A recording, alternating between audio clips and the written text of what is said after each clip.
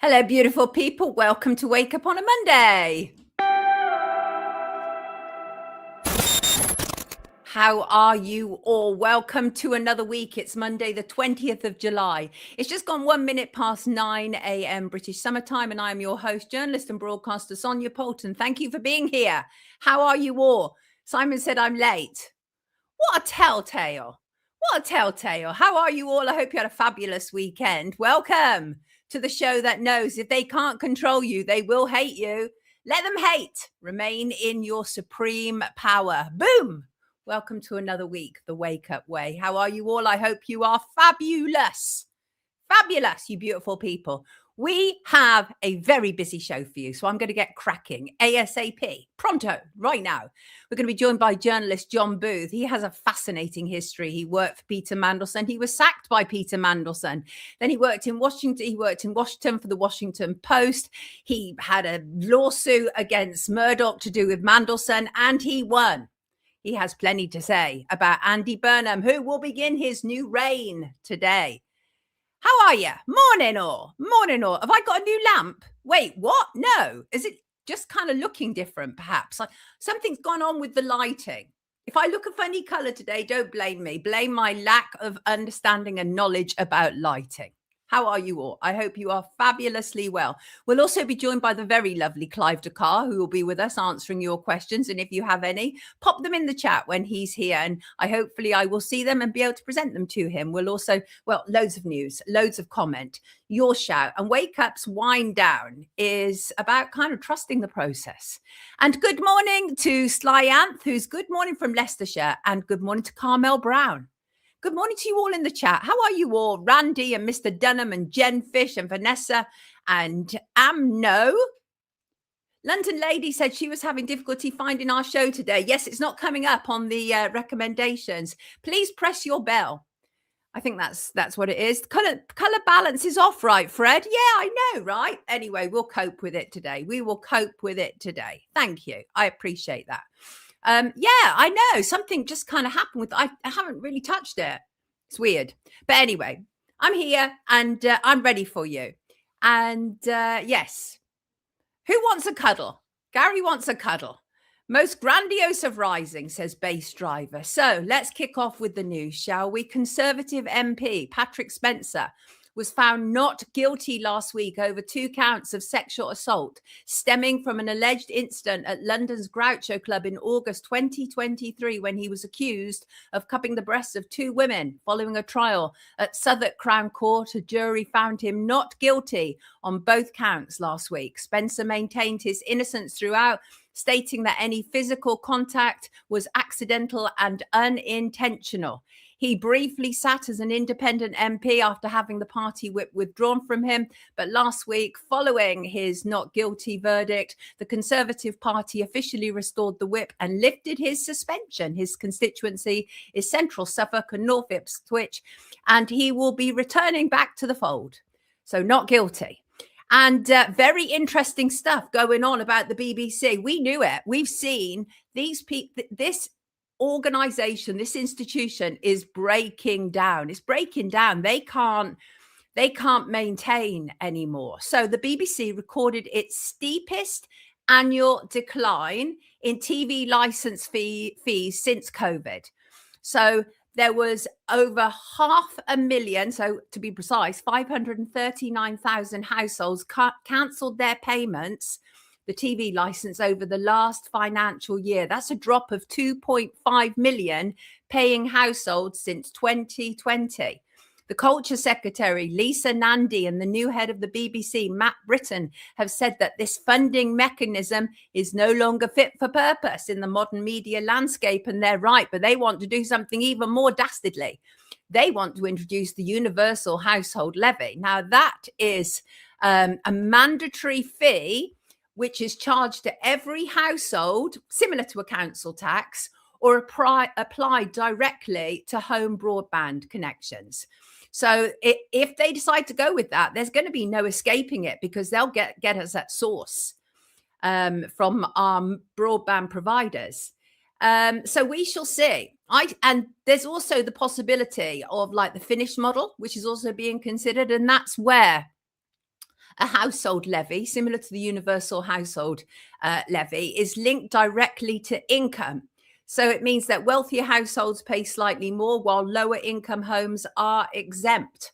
I say no to both of them. Let the BBC fund itself. They tell us we need it because it's the only impartial outlet we have. What rot. It's essentially run by the government and the license fee must go. It's outdated, outmoded. We live in a new era. People get their news and entertainment online and from social media. And the BBC are sweating so much. They put an advert last night during the World Cup. And some of the lyrics include, so what if they verify news thoroughly? What has the BBC ever done for me? Since when has BBC News verified news thoroughly? It hasn't. It upholds and maintains official narratives. That's what it does. It was an absolute big fat failure during C19. And that's all you ever need to know about a news organization. If they didn't stand up against the totalitarian regime during C19, then they're not worth anything, nothing at all. Interesting image here, of course. This is the whole point of the ad is to feature lots of very famous people to do with the BBC. They brought in the big guns, characters from their biggest soaps and sitcoms, including Pete Beale from EastEnders, David Jason from Only Fools and Horses. And as an aside, I have so many requests to cover David Jason, but the things that people have requested me to cover about David Jason, I cannot source, I cannot prove. And but if anybody would like to talk to me about David Jason, they have firsthand knowledge, please contact me at soniapoulton@sky.com.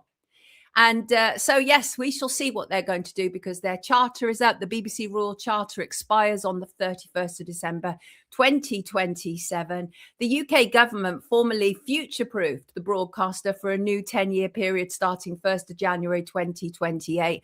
But they know that the license fee it can't be maintained anymore. You can't justify it given all the other routes that we have, stream and social media and YouTube and etc. Can't justify it. So today, of course, is Coronation Day. Oh no, wait, that's Ed Miliband. It's not Coronation Day for him. I expect he's hoping it will be. Andy Burnham. When I say Coronation Day, of course, he kind of like his crown being crowned like a king, because like a king, it's not a democracy. He was selected, not elected. He was, first of all, he was the mayor of Manchester and he was not a member of parliament. So he couldn't run to be prime minister. And so his buddy, Josh Simon, stepped aside from his position as MP for Makerfield, and there was a by-election and Andy Burnham got voted in. And today he becomes the prime minister. But he's not the first, of course, who's come in without a mandate.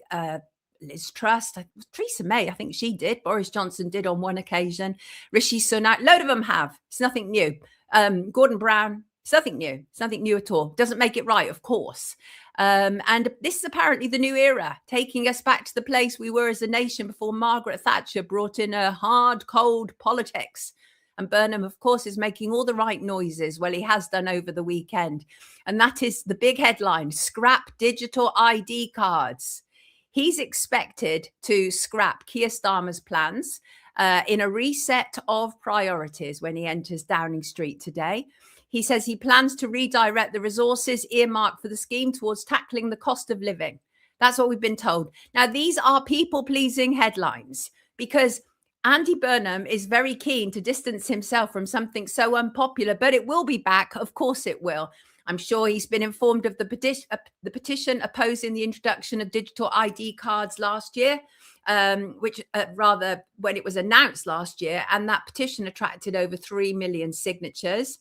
Burnham's spokesman said at all the time and resource that was going to be spent on a national ID scheme will go instead to where it's most needed, such as helping with the cost of living. I will believe that when I see it. How much will actually be saved, of course, who knows? Starmer did not set out a clear budget. of the cost of digital ID. The Office for Budget Responsibility suggested it could cost about 1.8 billion, but its estimate was rejected by officials. And Starmer had first announced digital ID last September as part of plans, he said, to combat illegal working. It was planned to roll out by 2029. He said the proposed brick card would be compulsory for those who needed to prove they were allowed to work in the UK. And he claimed it would help us stop mass uncontrolled immigration. No, it wouldn't. You're a liar. Tony Blair's government passed legislation designed to facilitate the introduction of ID cards in 2006 to the anger of many privacy campaigners and members of the public. His plans never came to fruition and were ultimately scrapped by David Cameron and Nick Clegg's coalition government in 2011. Burnham has put that out now because British people essentially hate that kind of stuff. We do. Culturally, we balk at anything too surveillance-y or too nanny state-ish. It's not in our culture. We just don't like it. So they've taken it off the table, but it will be back. The Tony Blair Institute will make sure of that. And Burnham's team, they've been kind of giving us a rash of new promises leaked out to make Burnham the man for all seasons, and a snappy new catchphrase, by the way. Their new catchphrase is, with growth in every postcode and hope in every heart. Doesn't it make you want to puke? It does me. So they are talking about plans for new oil and gas drilling in the North Sea, lower bus fares potentially through reinstating the £2 bus cap, public control of water and energy companies, lower energy bills through VAT cuts or by moving older wind and solar farms onto fixed price contracts. And they claim that they are going to embark on and complete the biggest council house building program since the post-war era. I will believe it when I see it, as I have already said. His appointments, we're still waiting to hear who that's going to be. He's finalizing those decisions, he and his team and his handlers and all of that. Looks likely that Ed Miliband may show up somewhere in it. Here he is, after all. Always looks a bit like Wallace from Wallace and Gromit to me, but I probably shouldn't say that. But wait, I just did. Anyway, so Ed Miliband, horrible individual, spending our money hand over fist on this ridiculous net zero target for 2030. And Ed Miliband is said to want very much to be the Chancellor of the Exchequer. Might not be, might well be put in as Foreign Secretary or might be dispatched with completely. We shall see. I doubt it. Shabana Mahmood, who is currently Home Secretary, was previously Justice Secretary. She's likely to stick around as well. Ed Miliband has saddled us with huge costs, absolutely eye-watering costs. And the notion that Andy Burnham wants to start drilling in the North Sea will deeply, deeply upset him and his net zero people. And Shabana Mahmood seems to be very liked. I think that's because she lacks morals. She was a big supporter of, for example, Palestine Action until she became the Justice Secretary and then the Home Secretary. And then she helped to make it illegal to support the group. That is not the kind of politician that I could ever support. Somebody with such a lack of morals that when they get in a position of power, they forget everything that they previously stood for. She's a purebred sellout, a useful idiot. We sort of know that Alison Phillips is the transition director for Andy Burnham's government, formerly the editor of the Daily Mirror. She's also worked for, she was actually the CEO of the Starmer-linked think tank Labour Together, which they've renamed, I think, Think Labour, the place where they took in money that was less than transparent and tried to shut down a journalist for looking into them. That place. Alison Phillips also worked at Hope Not Hate, serving as a director of Hope Not Hate Limited, the political campaigning arm of the organisation, as well as holding a position on the board. Hope Not Hate, of course, is that snitch organisation that targets people. Let me just take him off the screen. That targets people claims, for being racist, while itself having a fair share of Zionists move through the actual organisation. But she's not Burnham's only Hope Not Hate appointment. It should be said he's also hired Matthew McGregor, who was Director of Campaigns and Communications for Hope Not Hate previously. And he was also the CEO of activist organisation 38 Degrees. Burnham has also hired Jacinda Ardern's old campaign director, Hayden Munro, as political director. Jacinda Ardern being one of the craziest leaders during C19. Remember all that Ministry of Truth stuff that she was pushing? Hope Not Hate is currently the subject of a complaint to the Electoral Commission from Nigel Farage over its charitable arms leafleting activities during the Makerfield by-election, which Andy Burnham won. And it's interesting that Hope Not Hate, which published a hit piece on murdered Anne Widdecombe, has now deleted the page which attacked her. I wonder why. Could it perhaps realise that its ceaseless targeting of people who do not think like Hope Not Hate might lead to tragedy or harm? Is that possible? And so let's talk about Anne Widdecombe, shall we? Anne Widdecombe, I'm not sure I've seen so much contempt of court and disregard of privacy laws in such a long time. And I have to wonder, are newspapers being deliberately difficult, deliberately obtuse? I'm not sure. On Saturday, the Daily Mail, followed by other newspapers, published a piece fully identifying the 28-year-old who is currently being held under suspicion of the murder of Anne Widdecombe, under investigation, and can only be held until tomorrow and then released unless they choose to charge him. Now, my viewers would not, given that everybody else has shown and named this individual, would be my audience expectation that I should also show that, and I will. And it's for that reason, due to audience expectation, which Ofcom understands, audience expectation, right? And this is Joshua Terry. They look like two completely different pictures to me. Is it just me?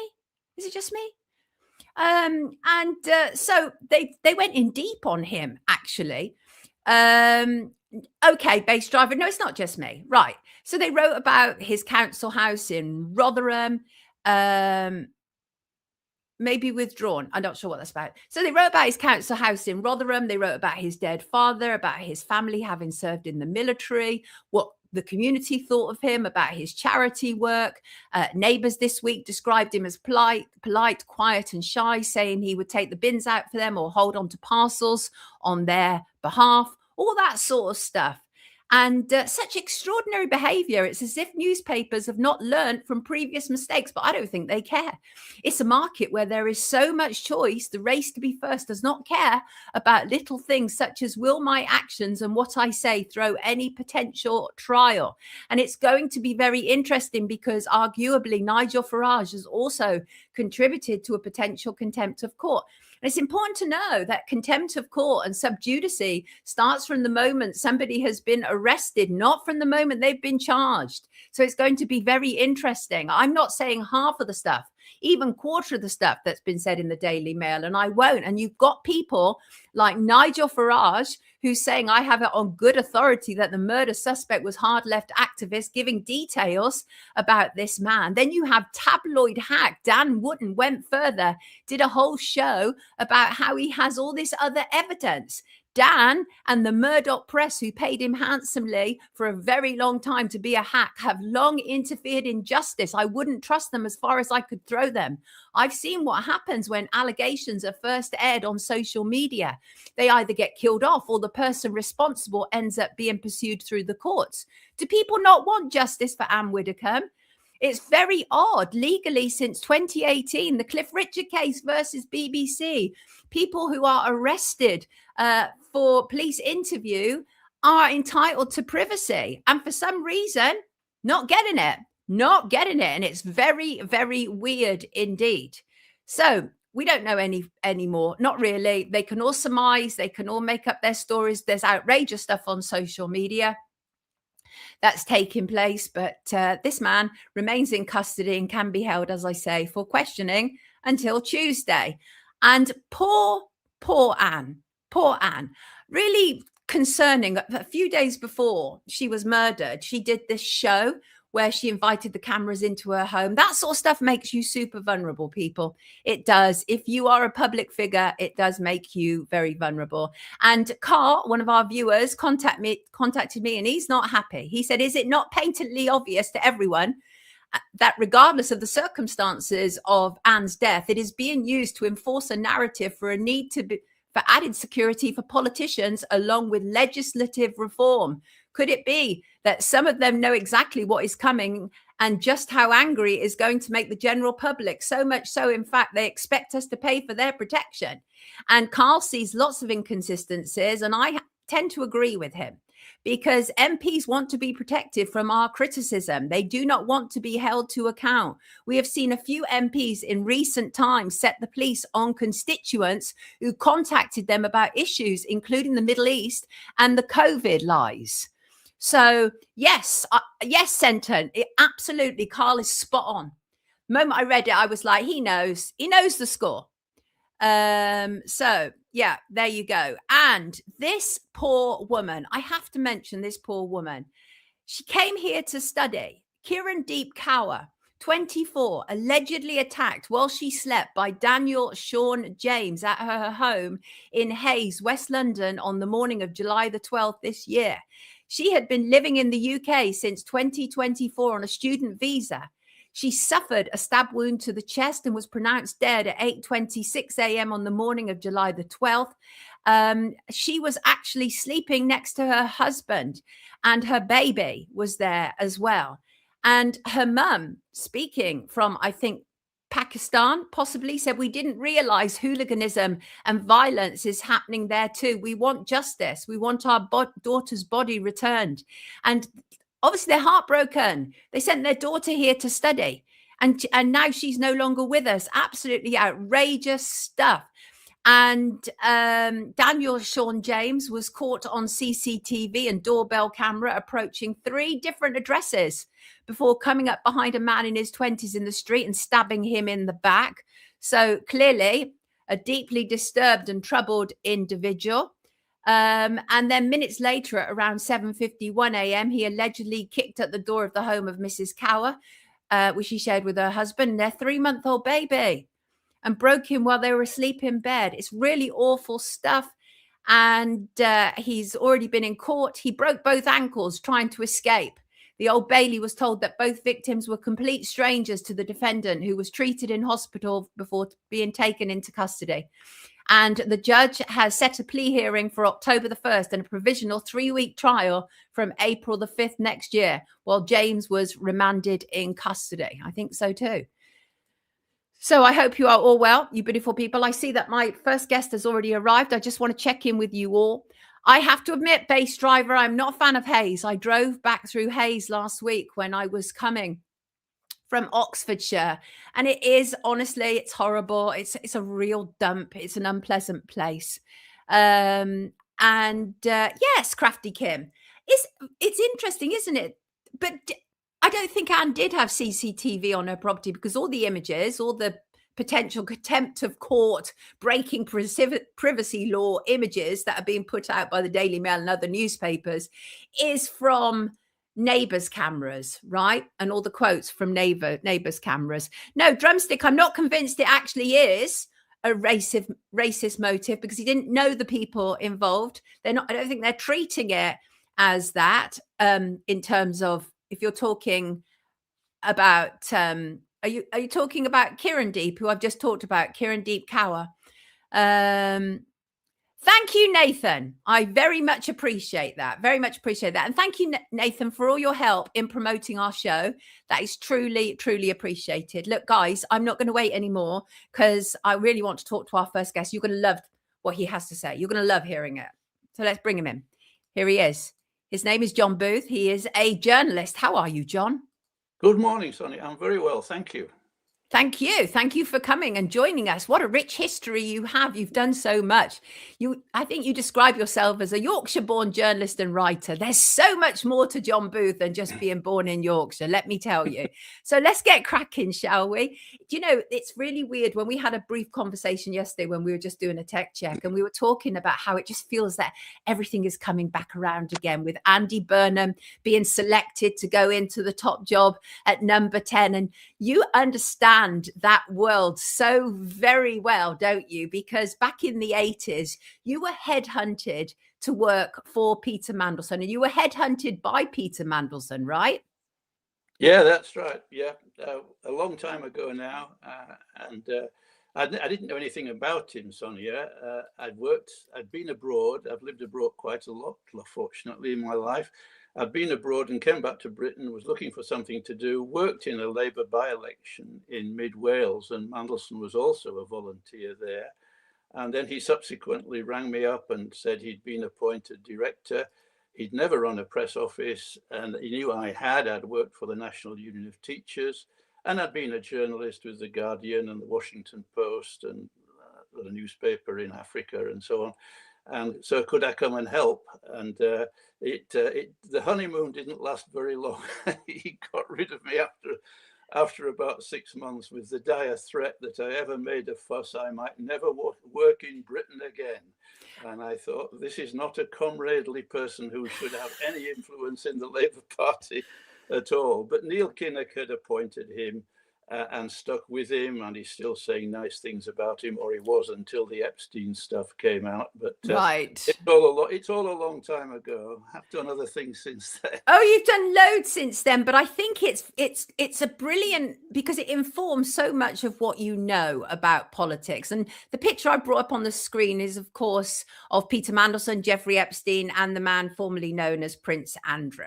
And I listened to a really interesting video of yours, and I'd kind of got that feeling from you before. And it was about how Peter Mandelson had degraded the Labour Party. And this was long before all the stuff was even known about Jeffrey Epstein. So how did he degrade the Labour Party? Because one of the things I will say is that you talk about how people are parachuted in, right? Now, that's exactly what happened to Andy Burnham, right? He was parachuted in, wasn't he? Because he was the mayor of Manchester, even though that was his area, that was his territory. Nonetheless, they did all of that so he could become prime minister, right? Yeah, well, I've been a member of the Labour Party for a very long time, and I was a councillor in Wiltshire, in Swindon. And in those days, the constituency used to pick who it wanted as the candidate. And when Mandelson came in, and it was further enhanced when Tony Blair became leader of the party, all that came to an end. And so people like Yvette Cooper were dropped in virtually overnight. You know, the sitting member retired.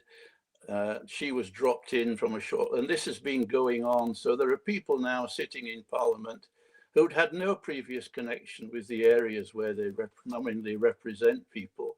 And Mandelson was very much part of that top-down centralizing influence that we run the show.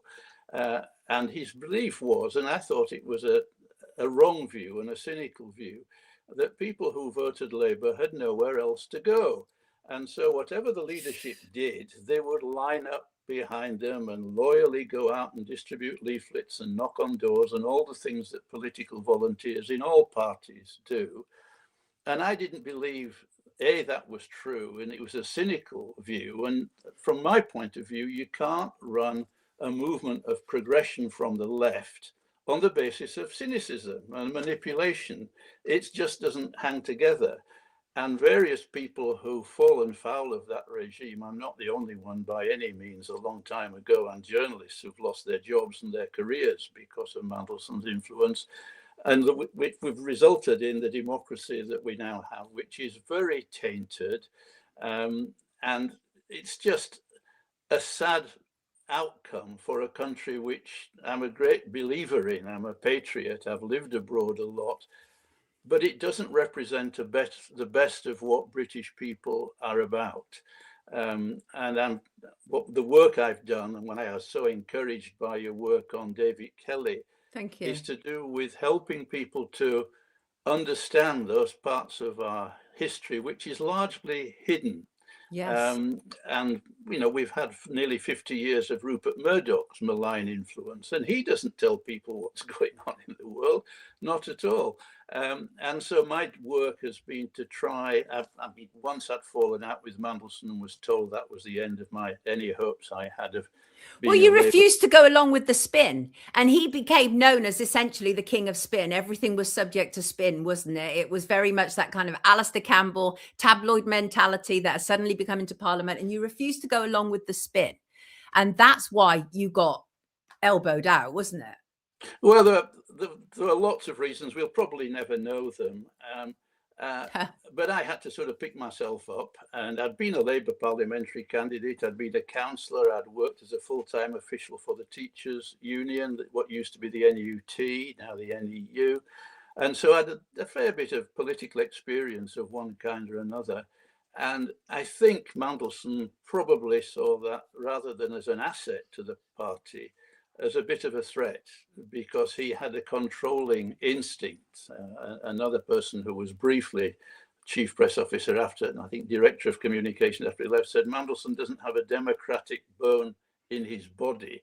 And I didn't know all of this 40 years ago. I just knew he was a scheming liar and would do anything to threaten somebody that if you make a fuss about your sacking, you'll never work in Britain again. I mean, that's just... It's grotesque, isn't it? It's horrible stuff. Why is this guy in the Labour Party? And why not only does Labour Neil Kinnock pick him? I hear Neil Kinnock's been on the radio sort of bigging up Andy Burnham this morning. Oh, this is what I mean. It's all come full circle. Yeah, it's extraordinary. And when the stuff started to come out about Mandelson, because he was sacked twice by his mate Tony Blair, long before the Epstein stuff came out. But by then they were in with him so deep.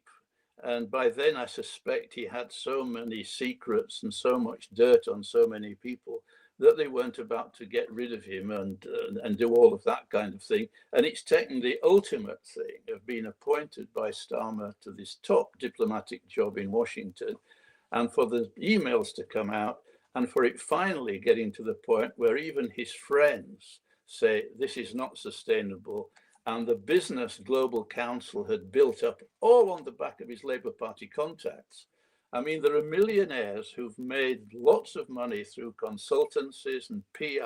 I mean, Campbell is one, all because of stuff they've done for the Labour Party and the connections they've made there. And the Labour Party is in a dire state, lost a lot of its membership, and of those who were still there, lost enthusiasm. And a lot of my Jewish friends, this is the real irony of all of this, have been kicked out of the party because it's alleged they're anti-Semites. Yeah. And this is all filthy stuff. Yeah. And Andy Burnham's been left to try and pick up the pieces of all of this. And in the years since that happened, working as a freelance, I've tried to dig into some parts of this hidden history, which is why I was so taken by your documentary on David Kelly. I got into it because I knew the widow of a military scientist who lived in the same area as David Kelly. And he died in the most bizarre circumstances 6 years before.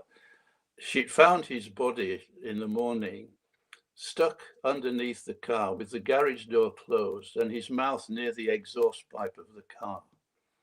And he'd been a military scientist for many years. In that part of the world where David Kelly lived and where this man, Peter People, lived, there was a lot of defense institutions. There was the Royal College of Military Science at Shrivenham. It's now been renamed. And a lot of the people lived near there. And I'd been a district reporter years before in Farringdon, so I knew a bit about the area. And I knew Maureen, who'd lost her husband in these horrendous circumstances, one of many scientists involved in advanced science who'd been in the States, came back to Britain, and there were 25 or 30 of them overall, scientists, a lot of them involved with high-tech companies, died in the most bizarre circumstances. And so when Maureen, I found out that Maureen's husband was one of these people, and he died years before, to some extent, I wasn't surprised at what happened to David Kelly, because I knew there were bad actors out there who were disposing of people with scientific knowledge and expertise in the most ruthless way. And I did some digging around what had happened to her late husband. Maureen sadly passed away since then.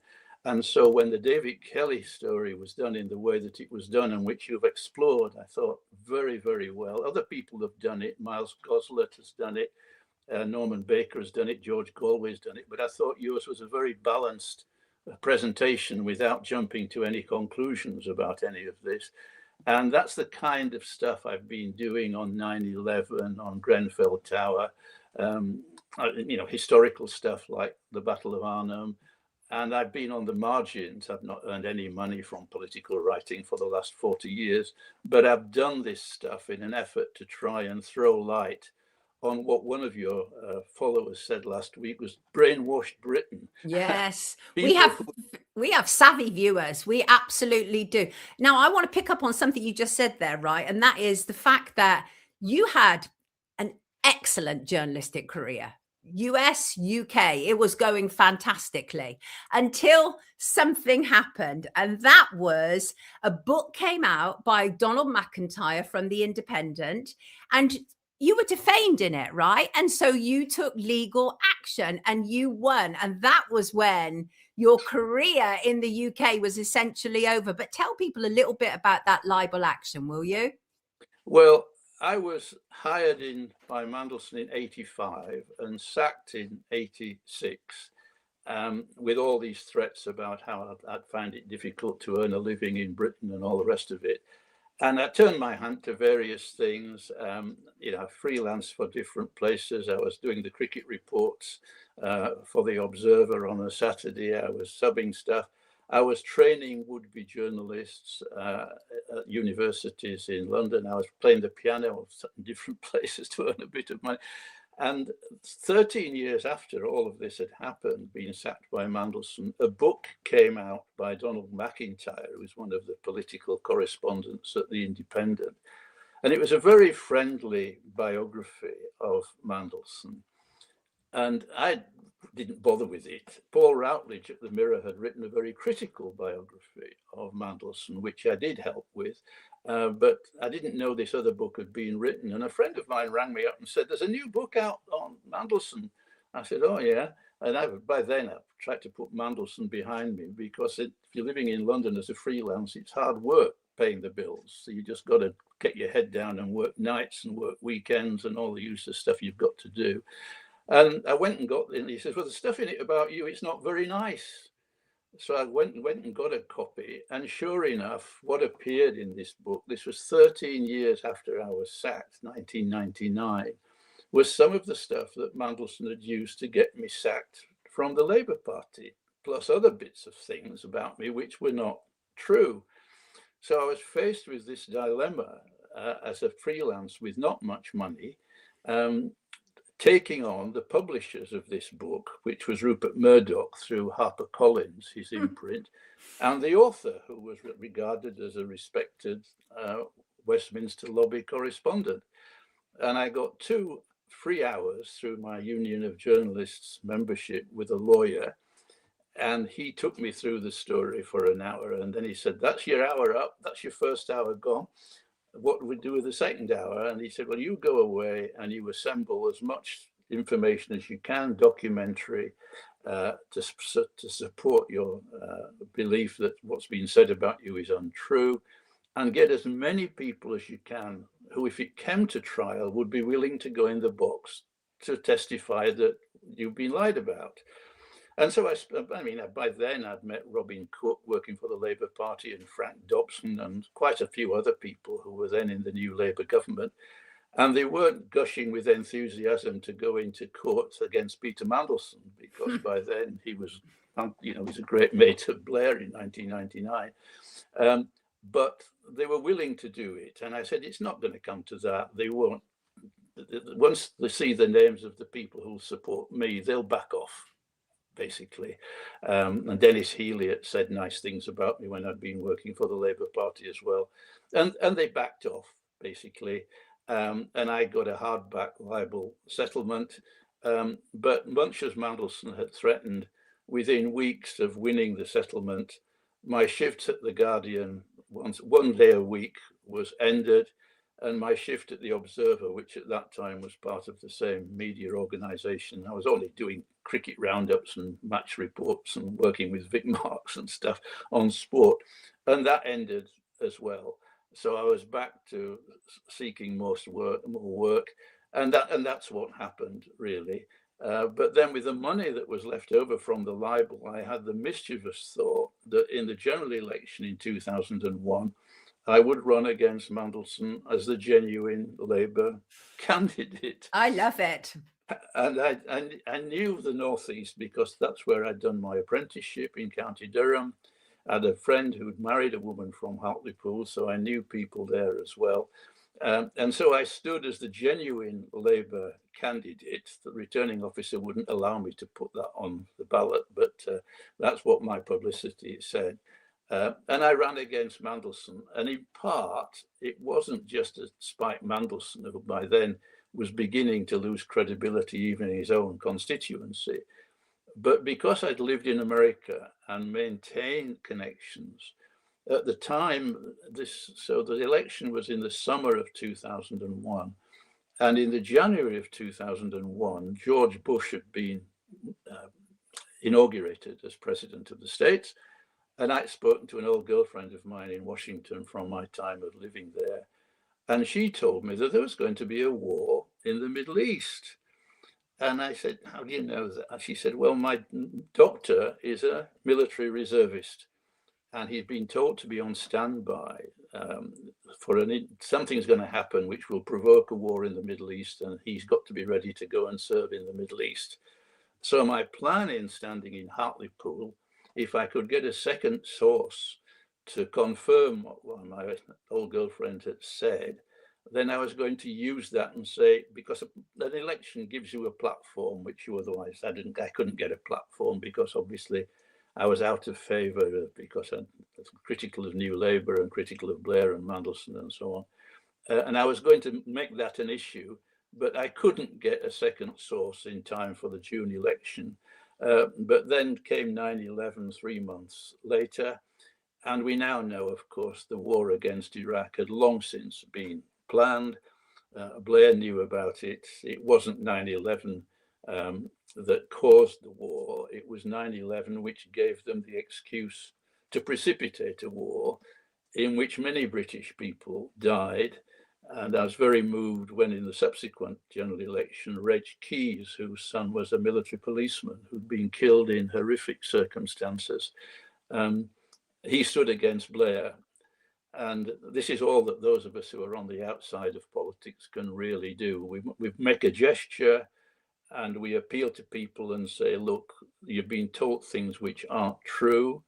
You've been having people sent off to die for a lie.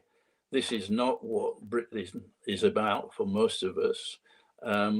And what can we do about it? We're on the touchline. We don't run newspapers like Murdoch does. We don't run Sky. We don't run the BBC. So when the occasions come up, and Reg Keyes was very courageous in standing up against Blair in Sedgefield, a lot of difficulties he had. And I'm just part of that tradition which says we don't go along with this and we do what we can with our limited means and resources to challenge it. This is the English spirit. This is the best of British, right? This is the stuff that we do love about our culture, about our nation, you know, not just going along, not being brainwashed Britain, all that good stuff. And going back to what you've just said there, because obviously that was a period of time which I'd also, obviously, as you know, as you said, covered on Friday, where it was very much about George Bush Jr., essentially the tail wagging the dog of England. And I said to you, do you still think that America is running Britain? And you said yes. Expand on that for me, John, please. Well, I mean, what happened, obviously, for a generation, I was born just after the war. And so I grew up in an environment where a lot of people were very close to the United States because of D-Day and because of the joint activities which had helped us defeat the Nazis. And a whole generation of politicians had grown up, the Shirley Williams generation, Roy Hattersley, who's just died, very much uncritical of the United States and going off on scholarships to Harvard. I mean, Yvette Cooper and Ed Miliband and Ed Balls, they've all gone off after Oxford to their scholarships in the United States. And basically, British politics has been sort of in the shadow of American power. Nye Bevan, the founder of the NHS, during the height of the Cold War, famously went to America and gave a speech. He'd grown up in a poor mining family in South Wales, where my grandmother was born. And he said, this is the story. When Big Brother turns over in bed, little brothers and sisters fall on the floor. And that was his view of the dominance of America in the Cold War years. And that's continued. Even though the Soviet Union has long since gone, we've still got this Russophobia in Britain. And it's been sparked off in part as well through the Israel-American connection, the war on terror and all of that kind of stuff, which has got people scared and has made it easy for people like Starmer to inhibit our human rights and our freedoms and our privacy in fundamental ways. And that's not, to me, what Britain is about at its best either. Absolutely isn't. Angela has a question. She said, what does John think of the Labour Party now?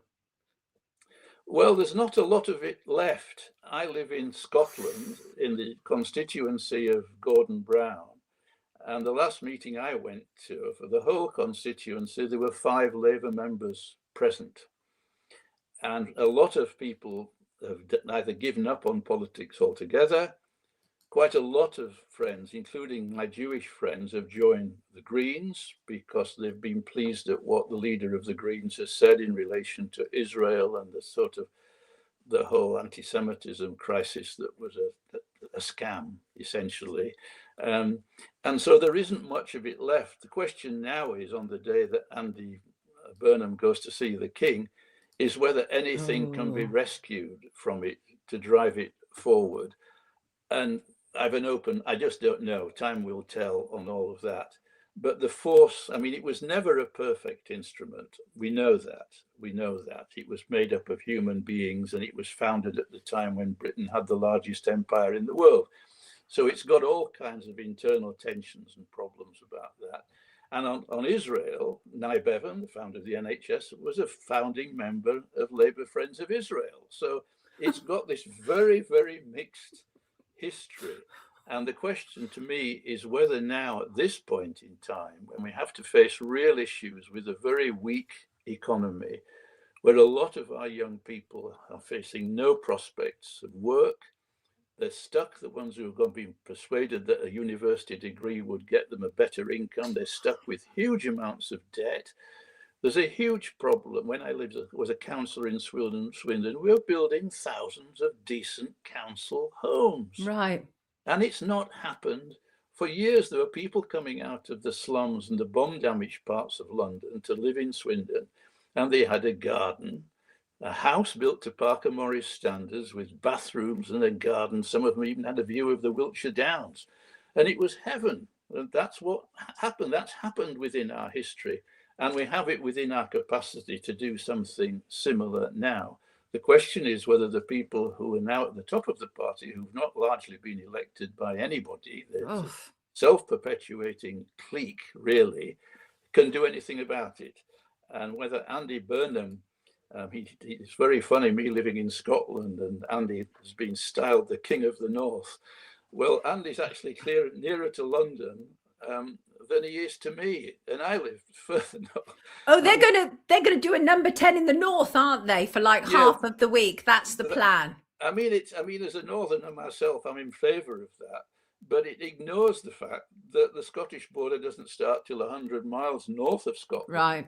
And the British Isles ends at Thurso, which is probably 300 or 400 miles from Manchester.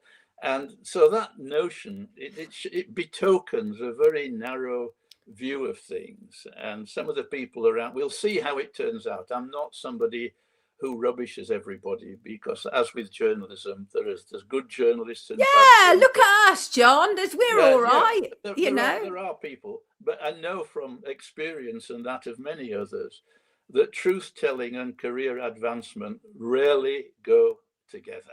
But at least you can look at yourself in the mirror. At least you can sleep well at night. At least I can look at my daughter and know that I've done the very best I can to ensure her future in some way or another, even if I can't completely, right? So at least we've tried. Now, there's a couple of things that I have to pick up on. One is, because I think it's so amusing, and that was that Mandelson book, by the way. You got a Poulton certificate, which I believe is in your downstairs loo, correct? Yeah, I don't have time. You have too many people on your program for me to go down and fetch it. Yes, I'd never heard of a pulping certificate. And a few weeks after the libel was settled, they didn't go to court. They backed off and settled, which is what I knew they'd do, much to the relief of Frank Dobson and other people who I don't think fancied the idea of standing in the box at a libel trial. And I got this thing from my lawyers, which and I'd never heard of it. And they called it a pulping certificate. And it was issued by Biffa, who were the waste paper people, to certify that the unsold copies of Mandelson, the biography by Donald McIntyre, had been deposited in a landfill site up here in Coatbridge in Scotland. And at the time, I was teaching media law to would-be journalism students and took in a copy of this pulping certificate. And I said, this is not what you want on your CV if you're going to be a professional journalist. And they were astonished that a book by such an eminent figure as McIntyre, who's still around, and his son has just written a new biography of Gordon Brown, then he's, they're saying he's a it's very incestuous, isn't it? Yeah, it's a small world, and we're not in it. Thank God. It's a club we don't belong to, as one of the Marx brothers said. And yeah, and people just get intimidated when they see all these London-centric people on the chat shows. The same 20 people go round and round in circles. They're not saying anything new. If all you have to do is look up at a celebrity online and add the word agent, right? And that tells you where they're getting money from. And nearly all the people who are celebrity political commentators are millionaires, and many of the people who interview them are millionaires as well. And they don't speak up for the people the Labour Party was created to represent, and they don't speak for me. I live on a state pension in a lovely part of Scotland, but it's pretty chilly in the winter when the energy bills come rolling in. But these are the people who need to be represented.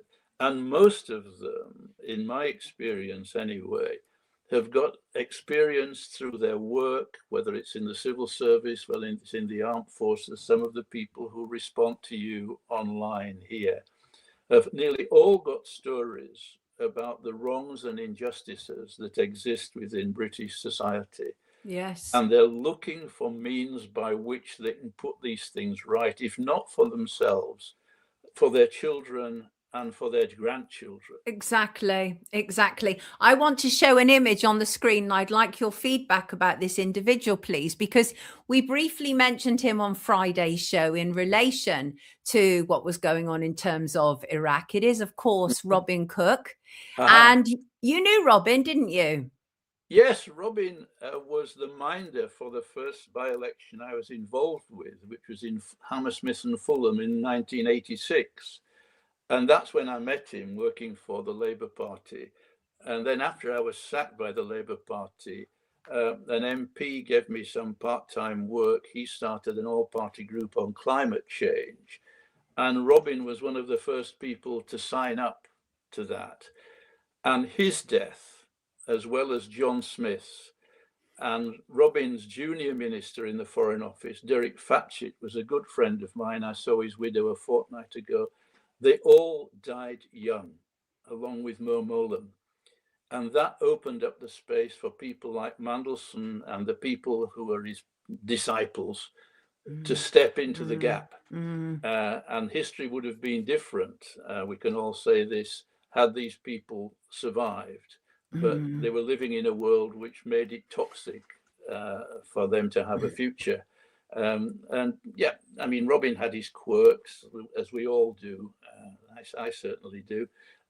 But he was a principled man, and that speech he made against the war will go down and be remembered long after the evil deeds of Blair and Mandelson and Alistair Campbell and the rest of that corrupt gang. Yeah, one more thing that I have to just address, because it's being said in the comments. They're saying Freemasons, John, Freemasons. Well, you know something about that, don't you, in terms of certainly the US-UK situation? Well, I mean, I don't follow it closely. All I know from this is when I did an initial inquiry, my researchers into a thing called the British American Project, which linked together American politicians like Wolfowitz, who was the author of the Iraq War, and Nochte of the BBC, and Robin, what's his name, the guy who was on Newsnight, who's now quite ill. You're talking Jeremy. Jeremy Paxman. Paxman. Yes, they were part of a network of what's called the British American Project, and your previous guest Jodie has followed that up. I exposed their existence 30 years ago and got a lot of flack from George Robertson. That was before he became NATO General Secretary, who initiated the Iraq War. And John Pilger got in touch with me and said, I was very interested in the piece you'd done for the magazine I was writing for and still do, Lobster Magazine, which I recommend to your followers to look up. They've been writing about this important stuff for 30 years. And he did it, and he called this British American Project with Trevor Phillips and all that gang. We were laughing, weren't we, that Trevor Phillips has now been headhunted by a Zionist for American press. The informal Freemasonry of the ambitious, and it's just a networking operation. And I've discovered only recently that Andy Burnham is part of a similar kind of smaller network. With Bloomberg, the former mayor of New York and person who obviously owns Bloomberg News. And Andy Burnham's been involved in things that he and the other mayors have been involved with Burnham. And it's suggested online in various places that Burnham's agenda very much follows that of Bloomberg, that guy who runs that whole operation. So, yeah, there are networks, there are powerful networks, and I don't know whether Andy Burnham has the strength to break some of these nasty networks, and time will tell. I just don't know. John, you've been an absolutely fascinating guest, which I knew you would be. I will make sure to put links in the description at the end of the stream. There's also Forzando, which is your own website, as well as Lobster Magazine. A whole load of brilliant articles that are worthy of reading. Please come back again and let's start drilling down on that history of yours. But for now, thank you so much for joining us today, everybody. This is John Booth, and hasn't he been a delight? Thank you, man, John, says DJ Markison. Keep up your good work, Sonia. Thank you. Simon says, seriously, cracking guest. He doesn't mean like crazy cracking. You understand that, right? So he means you're cracking. Brilliant. John Booth, everybody. Take good care of yourself. Lovely to have you with us. Wonderful. Wonderful. What a pleasure. What an absolute pleasure. You can't buy that sort of experience. Imagine that. Suing somebody to do with a book on Mandelson after he sacked you and winning against Murdoch. That's the good stuff. Oh, I love that sort of stuff. I'm going to be bringing in our next guest any minute. Let me just quickly refer to something before I move on. Just bear with me. The brothers Tate. I take it that you've all seen this. Manosphere brothers, Andrew and Tristan Tate, they were arrested over the weekend in Miami. They've been detained pending ongoing legal proceedings. The Tates will be processed at a Miami courthouse today, where the Department of Justice will unseal the charges against them. I don't know if you remember recently they went to the High Court because they wanted to know the names of the women who were making allegations against them. Well, they should find that all out today. And previous charges were authorized by the CPS, the Crown Prosecution Service, following a file of evidence submitted by Bedfordshire Police into allegations dating back to 2012. Now what's happened is 3 British forces have come together, Bedfordshire, Cambridgeshire and Hertfordshire Major Crime Unit. They've been continuing to investigate a number of other offences reported to them. And as a result, 38 new charges have now been authorised against Andrew and Tristan Tate, bringing the total number of charges against the brothers to 59 Of these, 42 charges have been authorised against Andrew Tate and 17 against Tristan Tate. And Assistant Chief Constable Karina Thomas of Bedfordshire Police said officers from our major crime unit have been working closely alongside the Crown Prosecution Service and both national and international law enforcement agencies as part of this complex investigation. We understand the interest that this case will generate, but we would urge the public not to speculate and to allow the legal process to be carried out correctly. And the CPS issued a statement saying following their arrest in the US, prosecutors will be seeking extradition in relation to the original 21 charges and the further charges which we have decided to prosecute. So, and as said, no speculation. Be careful on commentary. Some people don't necessarily understand what this actually means, but what it essentially means is that everybody is obviously entitled to a fair trial. That's the whole idea, even before David Lammy wants to remove jurors. But everybody is apparently entitled to a fair trial. So that means that any commentary about them when they've been arrested or charged, and arrested, as I said earlier, is actually when the sub judice period starts, not when they've been charged.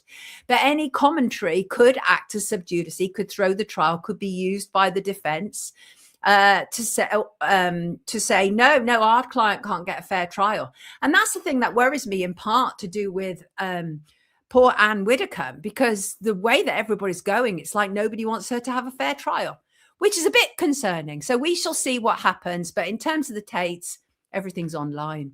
I mean, everything is already online. They've said plenty. And I will leave it there, but I will now bring in my next guest because he's here. Oh, and it's not coming on screen, but it will. Let's try it again. Let me try it again. There he is, Clive de Carle, in that very beautiful landscape. Lovely to have you with us, Clive. Thank you very much, Sonia. Lovely to be here. Oh, I can hear you. Oh, it's such a relief. There's that little split moment before you talk, like it's please, please, please. Gods of tech, help me.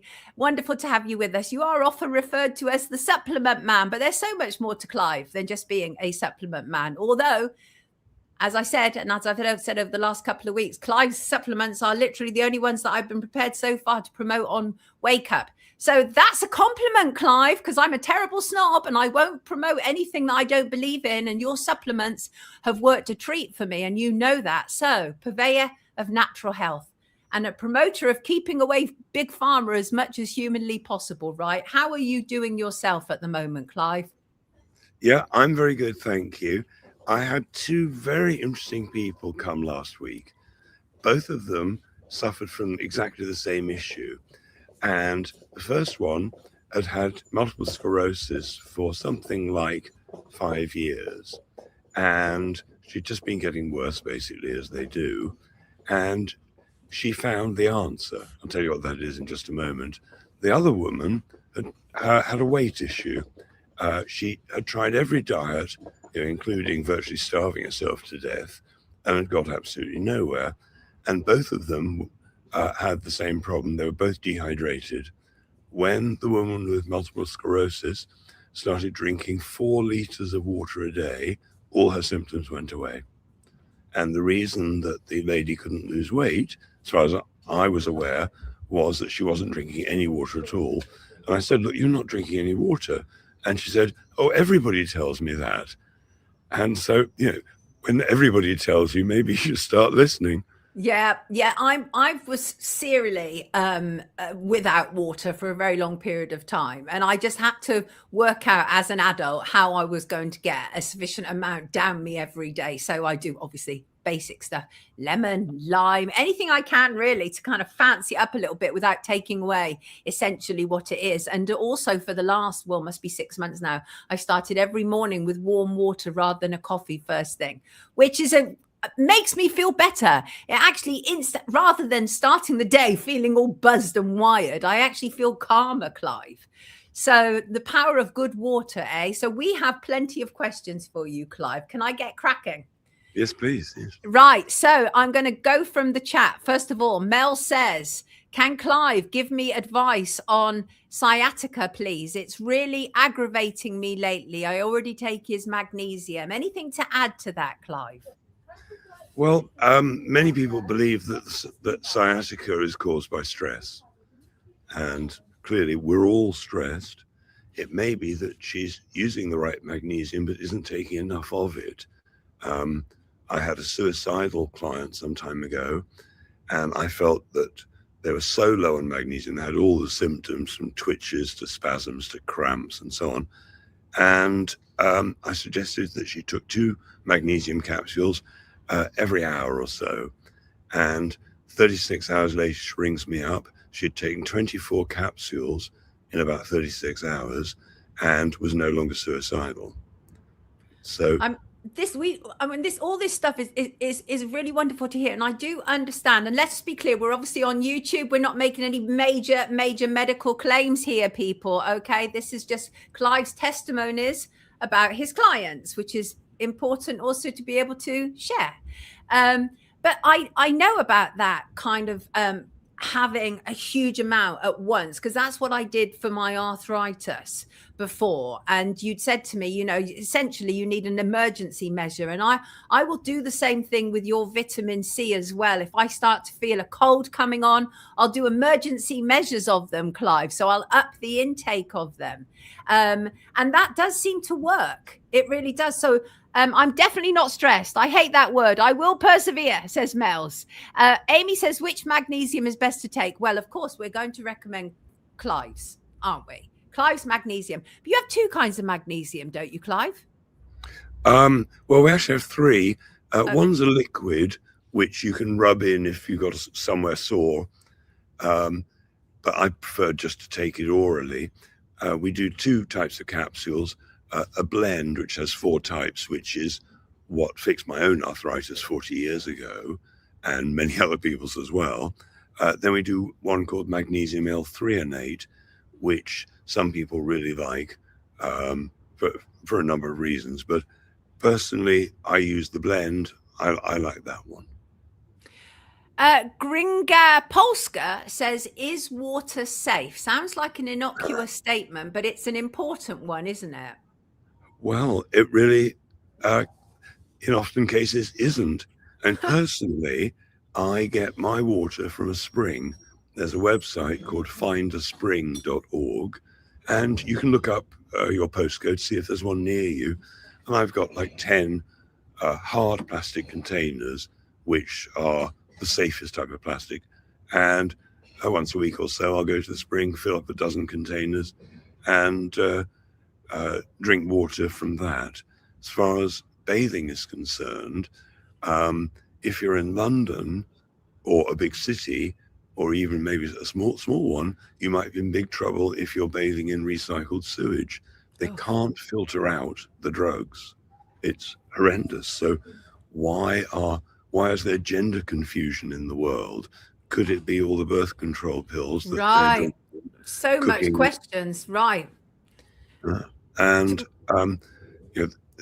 it's getting stronger each time it goes through the sewage works. The drugs get stronger because they can't filter them out, and so it's a real issue. So a whole house filter is what you need if you can afford it. That's the issue. It's a bit like double glazing. You got to be careful with filtration companies. Some charge you like 5 times as much for something that shouldn't be that price. But at the same time, there are some good brands out there. If you've got a bath and all you're concerned about is the chlorine in the water, then you could put a teaspoonful or 2 of vitamin C powder into your bath before you run it. So if you're lucky enough to have a hot water boiler, a big one, not an instant one, but a big tank, the tank gets lined with calcium, and if you can run hot water only, then you won't smell the chlorine because it's been neutralized in the tank. But if you also need to add cold water, then the vitamin C trick totally neutralizes chlorine instantly. And the problem with chlorine is that it displaces iodine in the thyroid and in the breasts, and that can be a very, very serious issue. in Japan, I think we've discussed this possibly before, there's no word for menopause. They have so much seaweed, fresh seaweed has loads of iodine, and they hardly get breast cancer. But in England, it's been depleted by modern agriculture from the soils. Unless you live close to the sea, where hopefully there's a lot of seaweed giving off iodine into the air that you breathe, so many people have got an iodine deficiency, which could be dry skin, it could be brain fog, it could be thyroid issues, could be breast cancer. A load of people have got issues with iodine, almost everybody. If your temperature is out of control, could be hot flushes, could be cold hands and feet. Oh, you're always warm. If temperature isn't normal, it's a thyroid thing, which is an iodine thing. And doctors used to teach iodine in medical school 150 years ago. If the GP saw a patient and they didn't know what to do with them, didn't know what was wrong, the first rule for a GP 100 years ago was give iodine. That was the norm. And now, whereas it used to be available in every chemist, for the last, 20 years, it hasn't been available in the shops. And why is that? Could it be financial? Could it be that while they still use iodine in surgery, when they cut you open, they paint you with iodine before they do that? Bacteria or fungus can get in there. So the medical profession still uses it, although now they're switching to nasty chemicals. But the reason is money. A year's supply is £25 for a year. Nothing. And it's nothing in comparison, is it, to any? It's crazy. And I mean, just one reason alone, let's say a mother wants to get pregnant. Now, if she's got the right amount of iodine in her system, her child will be born with a normal IQ. If mum's iodine levels are low, the child will have a low IQ. It's that basic. All your hormones are made of iodine. Iodine and cholesterol make up your hormones, basically. It really is that basic, isn't it? I mean, it is. The thing is, we've complicated it up so much. And again, I think that absolutely has to be to do with, obviously, corporations and the world that we find ourselves in. Christine wants to know, what do you use for parasites in the stomach? Well, iodine would be a good one to start with. Iodine in water. Lugol's iodine is, if you like, the strong one, the one that I use myself. And that's a very good way to go. There are many ways to overcome parasites, so many different ways, and some are quite unpleasant and some are perfectly doable. It's quite a complex subject because you want to make sure before you get rid of parasites that you're capable of expelling them from the body, i.e. are your bowels working properly? Is your liver working properly? Right. Is everything working properly? Because live parasites are one thing, dead parasites that your body can't get rid of properly are a whole other thing. So when you do a parasite cleanse, you want to put a bit of study into it. And there's lots online. The problem online is it gets quite confusing. Back in 2014, when the government took me down from YouTube and all the social media at the time, I started something called secrethealthclub.com. And there is a parasite page on there. There are pages on pretty much every health subject you can think of. And it's a pay-to-join site, but anybody who can't afford to pay to join can just send me an email and say, I can afford whatever it is, 10 quid. If they can't afford anything, all they got to just send me an email, can't afford anything, and I'll sign you up for free. Your information should be free, but I've got an organization to run. You've got to live. You've got to live, right? I get that. It's useful living. But it's very kind of you to make that offer. You've done that every time you've come on, and I really appreciate that. Now, I've got a stack of questions pertaining to the menopause, Clive. And Sass says in the comments, please ask about menopause, mood swings and brain fog, please. And also Jenny wants help with menopause symptoms and losing weight. Might be two different issues going on there. Another good friend of mine also says, do you have any remedies for a menopausal, heat intolerant, overweight, miserable bee that doesn't like people? Well, probably just hide yourself away. But that's a friend of mine. She's lovely, really. But it's kind of all the same thing, really, about menopause and obviously the additional losing weight thing. Yeah, it's all linked. if your thyroid isn't working properly, you can't control your temperature and you'll gain weight. So the menopause is simple to reverse. One of the things you do is just very simply to take iodine, and the Japanese, in the form of seaweed, get the equivalent of 2 drops of Lugol's iodine every day. However, they've already got a nice balance. If you're very low on iodine, then you might need to build up to 6 or 8 drops a day. It's weight dependent. If you're particularly heavy, you might need more. And you just do it 5 days a week. Maybe 8 drops would be average for perhaps 2 months, maybe less. Now, what you're looking for is all those symptoms to go away. Now your temperature's evened out. Now your brain fog is lifted. That might happen in days. Everybody is a bit different like that. It can happen very, very, very quickly. And when you take iodine, you also need to use selenium. Selenium is just this incredible mineral, again, that's missing from soil, just like iodine is. And there are many types of selenium. I discovered drops, and they're made in a very special way. And you put 1 drop under the tongue every day or 2, and that gives you the selenium that used to be in food. So selenium and iodine are super important to take together. Now, you don't have to take them at the same time or anything like that. And when you're starting, I would suggest you might want to take 3 drops of selenium, just hold it under the tongue for a minute or so, and then go back to maybe 1 a day and then 1 every other day. The interesting thing about selenium is that it's an incredible antioxidant. It makes the liver work properly, which makes glutathione, which is your own sort of biggest self-made defense against inflammation and infection and stuff like that. It's really pretty incredible. And everybody with fibromyalgia, for instance, with ME, one of those, it's too weak to do anything, they're all low on selenium. And I would say everybody, including myself, are going to be low on iodine, because if you're bathing in chlorinated water, shower, bath, it's going right in through the skin, and everybody's being poisoned by chlorine. It's a horrendous thing, and you can correct it. You can get filters for the shower for 10 quid, which will filter out the chlorine. We do one that is a lot more special, that uses primarily vitamin C to neutralize it.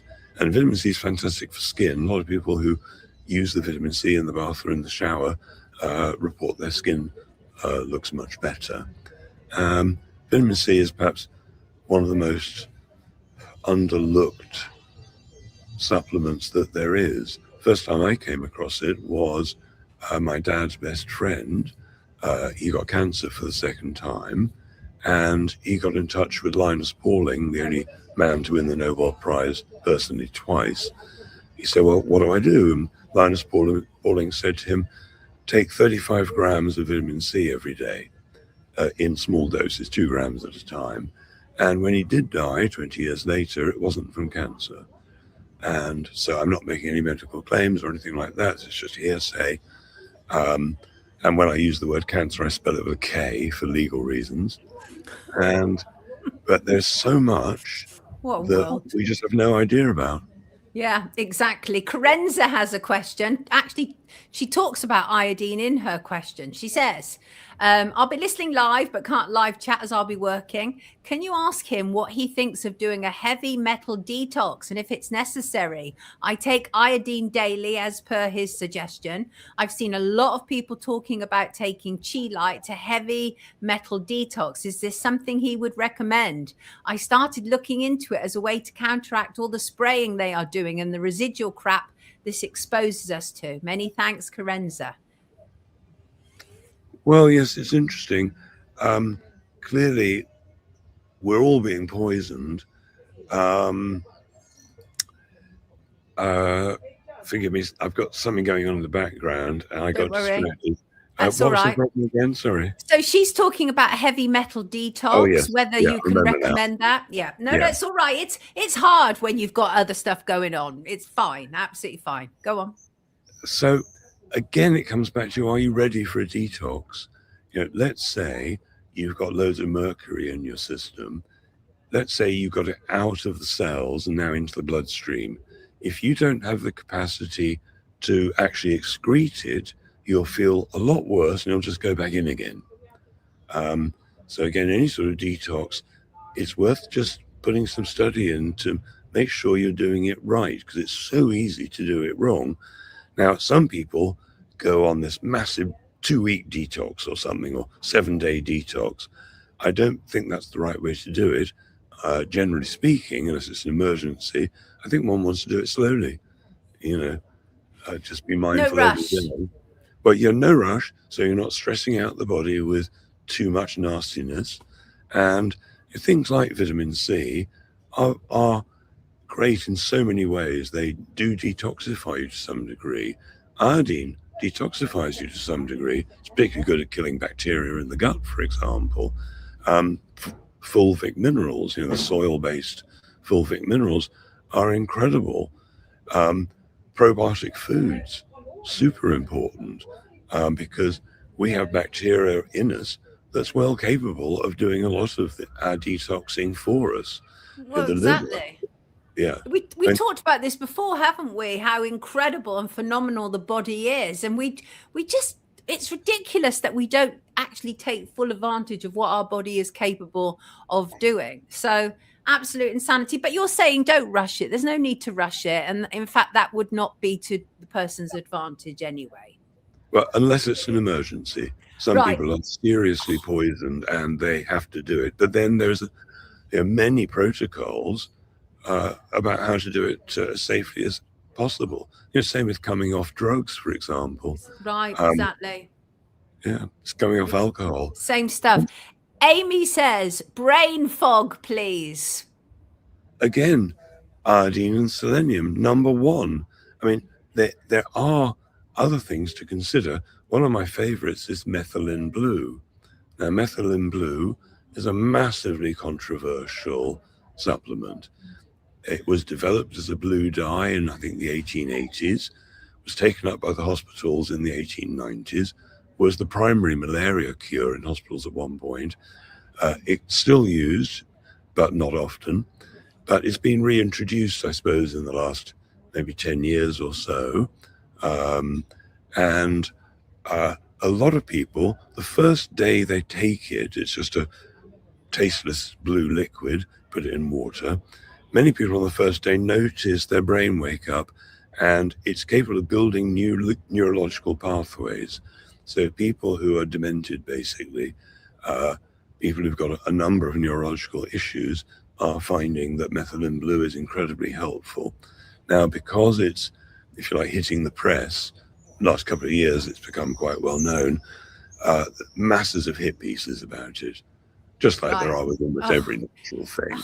God, same old, because it just worries them so much, doesn't it? The big pharma and obviously their media counterparts. It worries them so much that they're going to lose that massive foothold, the market that they've had for in excess of 100 years. I mean, that's what those hit pieces are about. That's why they came after you.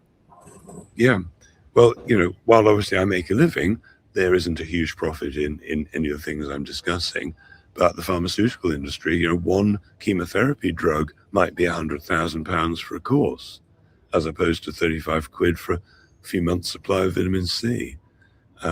Against the quality, there's so many of the supplement companies out there have been bought out by the pharmaceutical industry.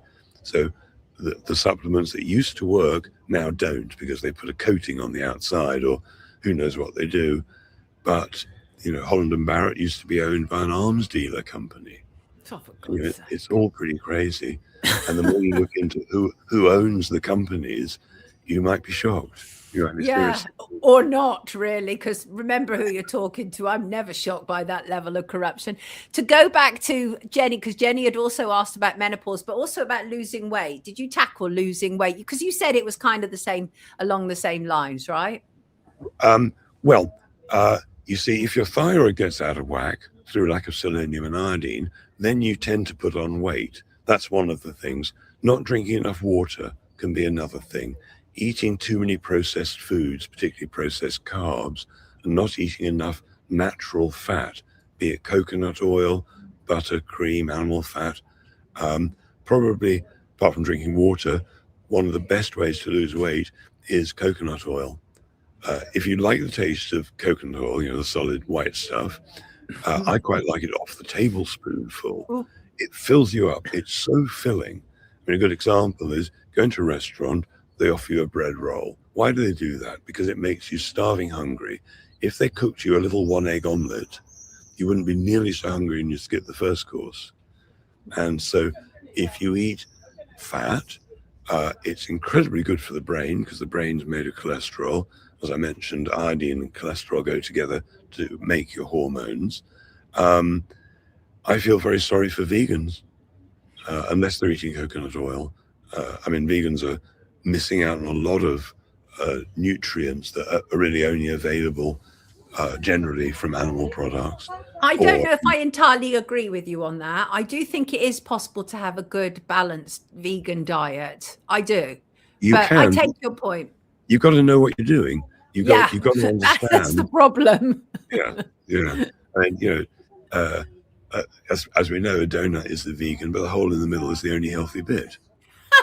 I do like a donut. Me, Clive, I've got a terrible sweet tooth. Nikki, now this is interesting because this is something that I could really relate to. Nikki wrote in saying, I often feel quite poorly during the summer. Sometimes I'm quite weak and feel unable to do even basic things. Maintaining my day-to-day routine is hard because I feel so drained. I've noticed this more over the last few years. Any thoughts would be appreciated from Clive. Okay, well, if it happens in the summer, why would that happen? Could it be that she's more dehydrated in the summer because it's hotter? That might be one. It's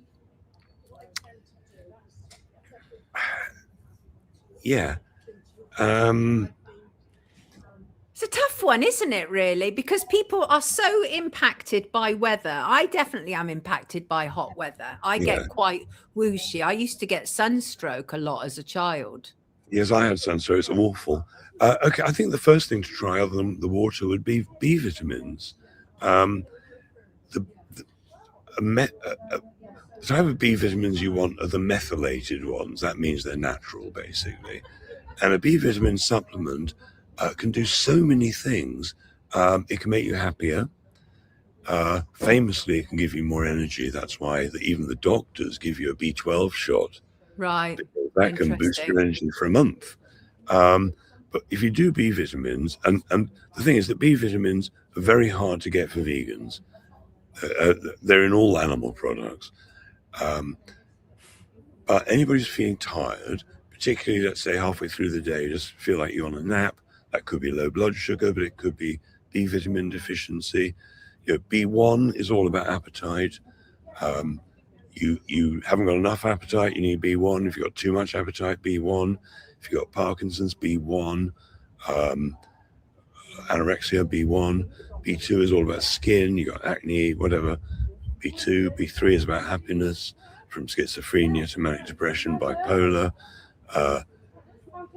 B5, B6 is, again, a happiness one.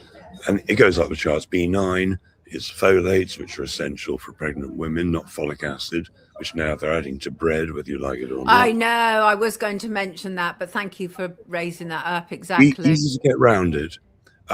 It's only white and brown bread that they do it to, right? Not wholemeal, not rye, not wheat, but some of the manufacturers might shove it in anyway, who knows. But Steve from the Good Food Project sells wheat. He realized that a small manufacturer of grains, if they make less than 500 tons in a year, they don't have to put the extra folic acid in. So There are loads of ways around it. Oh, Just to avoid white and brown. knowledge is power. Last question, Clive, from Jilly. Any suggestions for a milk intolerance? Yeah, stop drinking milk. Yeah, apart from that, Okay, now, it can be easy. It can be easy. With many so-called allergies, I mean, let's say let's assume she wasn't always allergic. This came on for some reason. Obviously, they've changed milk. They've changed the antibiotics they give for cows. They've changed the growth hormones. They're feeding cows grains when they don't eat grains. It's what they're doing to cows is horrendous. Cows used to live like till 15. Now they don't anymore. They can't. They're too ill. So what a lot of people do is they totally stop dairy, for instance, including cheese, yogurt, whatever, for a period of time, probably a minimum of 3 weeks. And if she's in doubt, longer. Some people then slowly reintroduce it, like a tiny bit at a time, like pinprick of it. Just slowly bring it back very, very gently. And some people are able to reintroduce it, but it must be organic. It must be raw if you can get it. Raw is very important if you can get it. You want it full cream. You want it as natural, just like great-grandmother would have given you. And, for a lot of people, it's the homogenization, it's the pasteurization. Exactly. Actually, I said final, but I lied. Well, I didn't lie. But anyway, Aztec said something, which I just saw, and I just thought that's interesting. Vitamin B17. I dare Clive to mention it. Why would it be a dare? Is it controversial? Yes, it is. It occurs in things like apricot kernels, sometimes known as laetril. So vitamin B17 is absolutely brilliant unless you start describing the things it can do. And it's if you were to advertise what it can do, and the word I use that I mentioned earlier, I spell with a K, they don't want you to know that there is a link there. I interviewed Edward Griffin, who wrote a book on B17 as the cure for the K word, I think in the 70s, 80s. Got you. He's now 90, I reckon. When I interviewed him, which was probably when he was early 80s, he looked like he was 50. Right. Unbelievable. Edward Griffin. He wrote The Creature from Jekyll Island. I know it. Yeah. Yes, got it. Thank you. Now I see why it's controversial. Well, it's only controversial because my documentary, The Business of Cancer, was booted off of YouTube, so we won't go there. But Clive, I very much appreciate you joining us as ever. And as I've said before, people, we promote Clive supplements around here, and if I haven't already, then I will put in the description a link. And if you want 10% off all of Clive's supplements, is this still going? Oh, yes. Thank you. Sorry, I just noticed it's July 14th. Sorry, beg your pardon. So if you want 10% off of any of Clive's own brand supplements, highly recommended, then the code is Clive with Sonia 10. I know I've already put one link in the description. I might need to put a further one, but Clive, very much appreciate you joining us. So grateful. So many questions for you, because you have this incredible wisdom, which I pray one day we will have a social media situation where you can fully articulate here. Fully, and hopefully on Wake Up. But thank you. Many thanks, Clive, says Brilliant. Vanessa. Thanks, Clive. Fascinating. Absolutely. Lovely to have you with us. Clive to CARLE, everybody. Absolutely wonderful. Yes, Dave, Clive is the best. Clive. Oh, this is amazing. Clive said, Dave said, not only are you the best, but if it wasn't for you, he'd be dead. That's a very powerful advocate right there. We're going to leave it on that note. Take good care of yourself, Clive. Have a brilliant week. Thank you. Lovely to see him, isn't it? Absolutely lovely to see him. Wonderful. Well, that was a busy sesh, wasn't it? And I like to do stuff like that. I think it's such a great service to be able to give viewers a chance to ask natural health questions. We just have to be careful because it's YouTube blah, blah, blah. You know the score. Right. Today in history, the fake moon landing, the Apollo 11 mission, we were told, successfully landed humans on the moon on July the 20th, 1969. I remember watching it on our little black and white TV. And you had American astronauts Neil Armstrong and Buzz Aldrin, who piloted the lunar module Eagle to what we were told was the Sea of Tranquility, making Armstrong, we were also told, the first person to walk on the lunar surface. There were an estimated 650 million people watching on television. The only problem was it was fake, absolutely fake. I can't believe that people still believe it. As I say about the moon landing, tell a lie and make it big. You might be one of those people who still believes it, but I'm not one of them. And neither was a previous guest, Massimo Mazzucco, who joined us. And Massimo is a photographer and a filmmaker, and he created a documentary, I think one of the best I've ever seen, about the fake moon landing.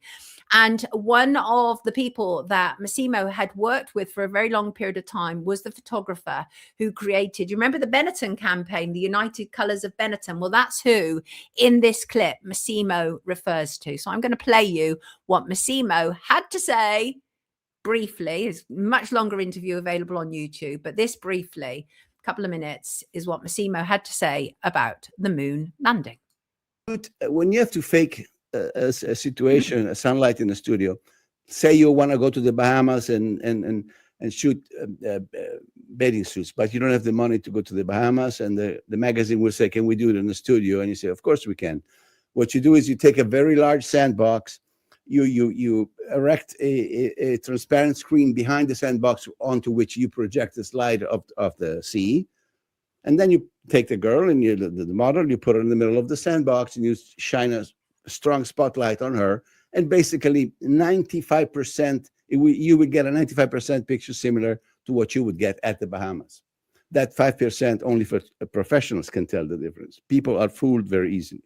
Oh, yeah. One of the main problems with that sandbox is that the sandbox has a continued horizontal line going all across the picture, because your sand ends at some point and the screen behind has to start with a picture of the sea. You cannot have a continuity from the sand to the water. You can never have that water actually leak the sand.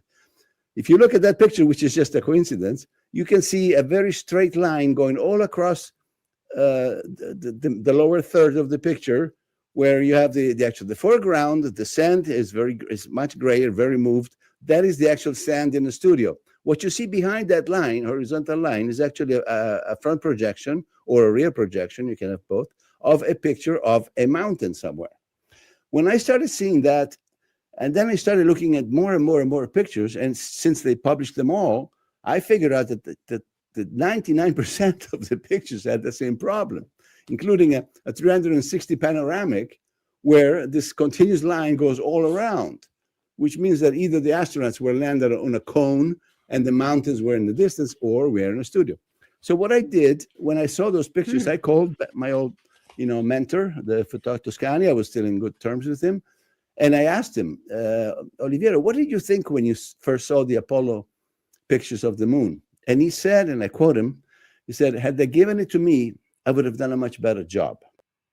Had they given it to me, much better job. There I am. And that quote was from the guy who created the Benetton campaign. So tell me in the comments, all these years on, do you still believe it, kids? Do you still believe it? Stollyfile says, a lot of people claim we didn't have the tech to fake a moon landing, but believe we had the tech to go to the moon. Good point. Gary says, doesn't everyone know the moon landings and all so-called space travel are fake? Let's move on and destroy the globe earth garbage we're brainwashed with. And Sentence says, rainbows give you a clue to the real shape of the earth. That's quite profound. The first man on the moon was the cameraman, apparently. Human eyes are part of the nerve system. And they go on and on and on in the comments. Never did. Believe is for uncertain. I know, says Randy. Merv doesn't believe it. Colin says no, no, and no. I think that's an emphatic no. I don't believe it. Since 2020, my eyes were open, says Charles. Jilly doesn't believe it. Dave said, as a child, I did not believe it because of the camera BS. Not a chance. I think we're getting a theme here from the Wake Up crew in the live comments. I can't believe they're still forcing it on us either, babies. I'm just going to call you. Too much cleanup to do on Earth. Thunderbirds was more believable. Kodak film in Hasselblad cameras are not immune to radiation. The photographs on the moon would have been a black blur. Oh, Blackthorn, that's a good point. I don't know if I've ever seen that point before. That's an interesting one. Right. Moving on from the fake moon landing to this.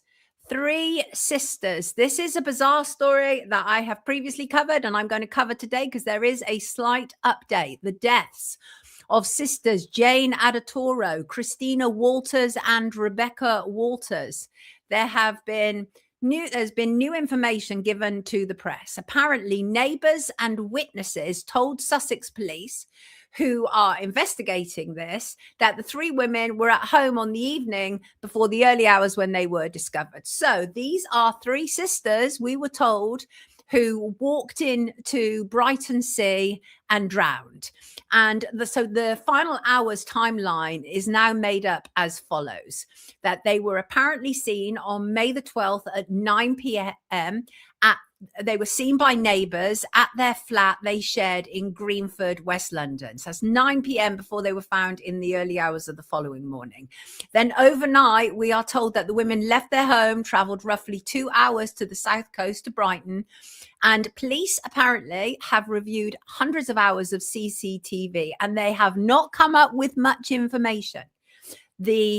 One of the things that they said, they spotted the girls initially near Brighton Palace Pier. Well, this is quite close to where they were ultimately found. And we were told that on the morning of May the 13th, before 5:30 a.m., the sisters entered the English Channel fully clothed and wearing shoes. And investigators suspect they may have misjudged the severe hidden shingle shelf, the drop near the water's edge. And then the following morning, May the 13th, RNLI, the Royal National Lifeboat Institution crews recovered Jane and Christina from the water, and Rebecca's body was washed ashore shortly after. Jane was declared deceased by a paramedic at the scene, and all of them were dead. And so it's been quite interesting, this new information to emerge. And some of it is to do with them apparently having reclusive behavior. The thing about people with reclusive behavior is they generally tend to just like lock themselves away, and they generally don't tend to go to seasides in the early hours of the morning. And the neighbors described the 3 sisters as being highly reclusive individuals who rarely left their flat and seemed to rely entirely on once a week supermarket deliveries. Interesting. The other new information that came out was about OCD, obsessive compulsive disorder. And witnesses noted that the sisters exhibited severe obsessive compulsive traits. And one of the examples that they used was seeing one of the women constantly applying hand sanitizer and using tissue to press the elevator buttons in their building. This does not imply OCD. And I speak as someone with a lifelong condition of OCD. This suggests someone who knows the filth that goes on lift buttons. But there's a clear narrative being crafted here. These women were not psychologically okay. That's what we're being told. No wonder they walked into water. That's what we're being told. But no, I want to come back to the OCD shortly. This is a weird case. I've said this before. We were initially told about these 3 sisters drowning in Brighton. And the first thing we saw of them was the picture of them as 3 adults, as you can see here. But that turned out to be an AI image. So that in itself was very weird. That was put out by the family. We then heard that their own mother had killed herself by drowning, I think 10 years ago in Birmingham. Then we also heard that their half-sister had previously gone missing and emerged in America, but no one seemed to have notified the authorities back in the UK. Then the stepmother appears to be some kind of royalty from Africa.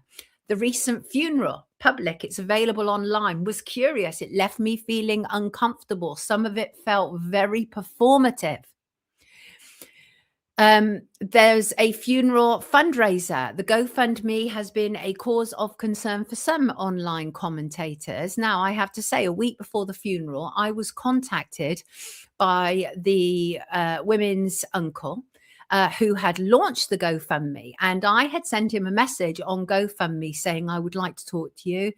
I'm very sorry about your loss, but is anybody available to talk to me? And he contacted me and he texted me and he said he would talk to me, but the biggest priority was pushing the GoFundMe. He made that very clear to me.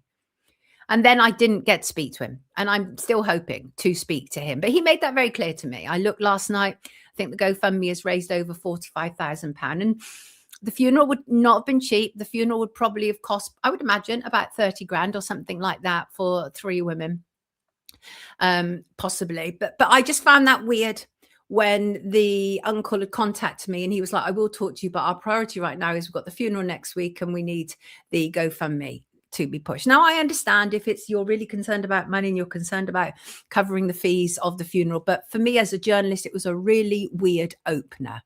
It was a really weird opener.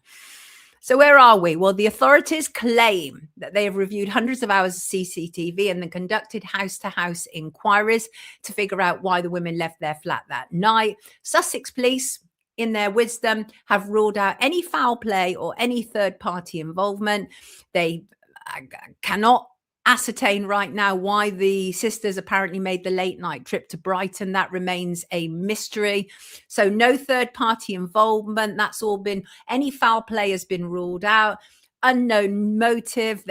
Police have no idea why the 3 women went to Brighton. And from when I covered this before, there was only really like one memory of the 3 sisters being in Brighton once. And who knows? You don't know what goes on the mind of people. We're talking about 3 people. We're not talking one person. We're talking 3 people.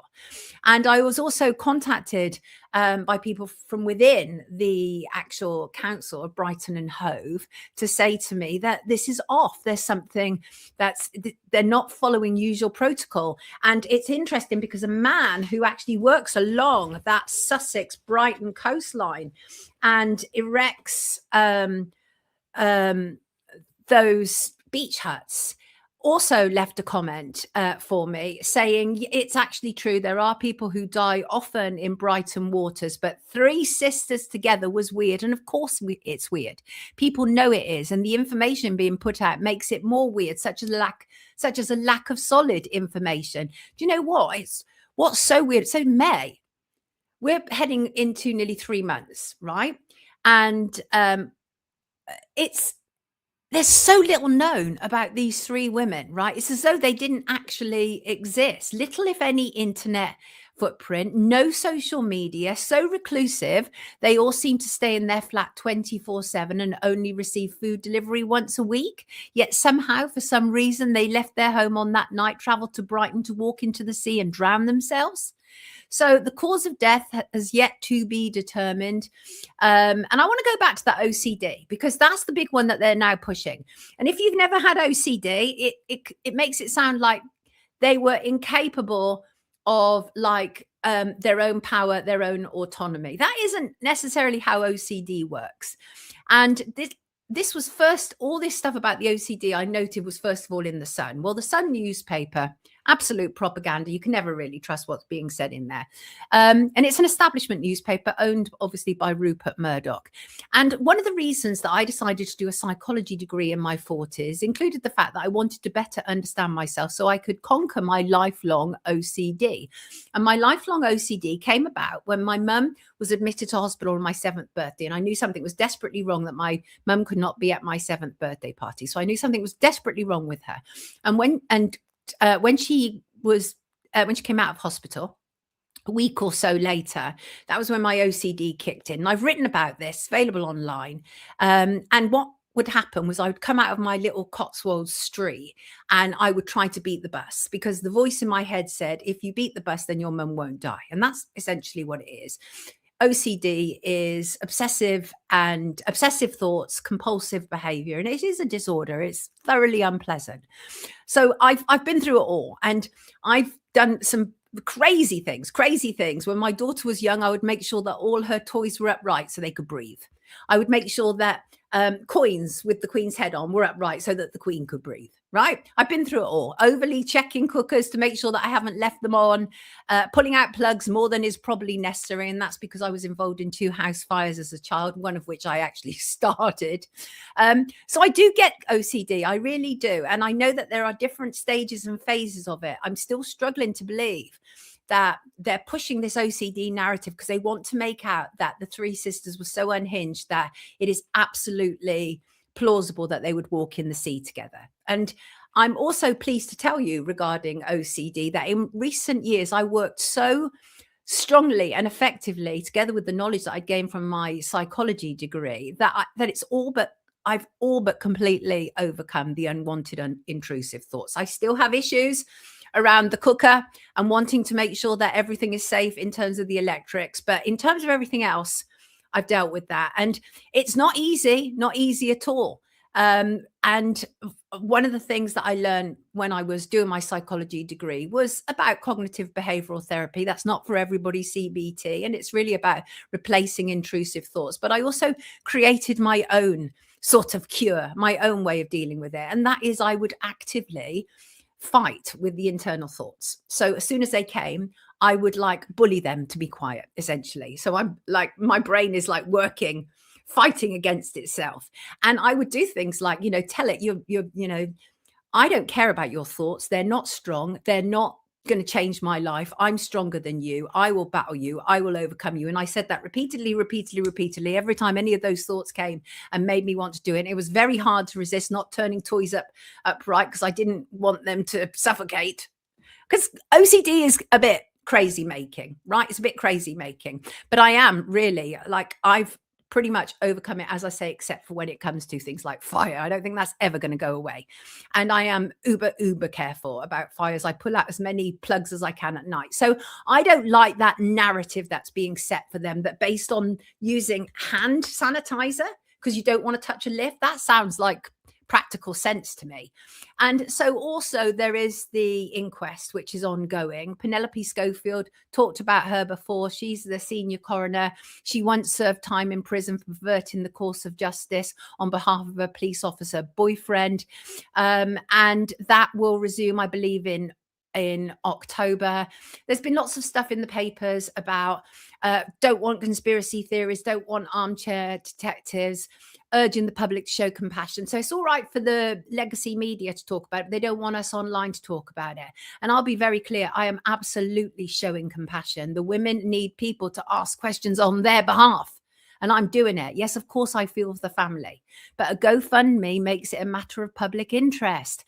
And the media coverage that these girls have been subjected to leaves more questions than answers. And that in itself makes it a matter of public interest. Because the moment you start to see serious gaps in a story, there's something afoot.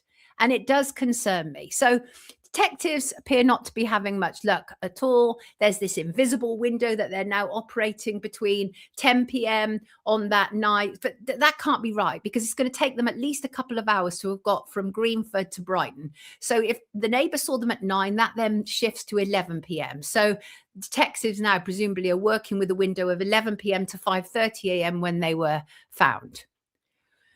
We shall see. What are your thoughts, people? What are your thoughts on this? Yes, checking. That's right. It's not great. It's not great stuff, but you can overcome it a huge amount. And I think it's really dangerous when we start to try and portray 3 sisters who apparently killed themselves as a bit crazy because they've got OCD. And that's where I see this going, this narrative. And that's why I wanted to share my personal experience with you. And yes, Kerry, outside world bad. It can be seen like that. Now, that is possible. If they had OCD so bad and they were recluses, then would they even have gone out in the first place? Something doesn't make OCD times 3, Eric. Right. Sounds a bit sus, right? Like they want us to believe that these 3 women are all moving as one. I've got some problems with this story. I've missed Dia's interesting take. Grumpy old woman said it's a cover-up, just like Madeleine McCann.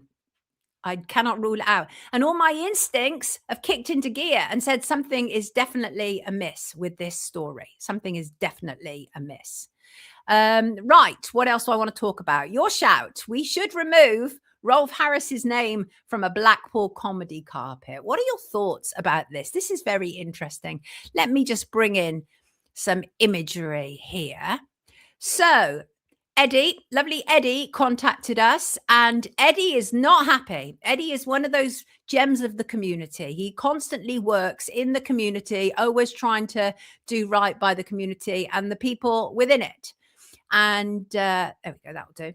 And so Eddie wrote to me, said, "Hi, Sonia, I'm Eddie Fewings, resident in Blackpool and community rep for many years in the local area. I'm campaigning to remove Rolf Harris and Clement Freud from the comedy carpet Blackpool and have so far been unable to remove them." He said, "Rolf Harris is still on the carpet and needs removing."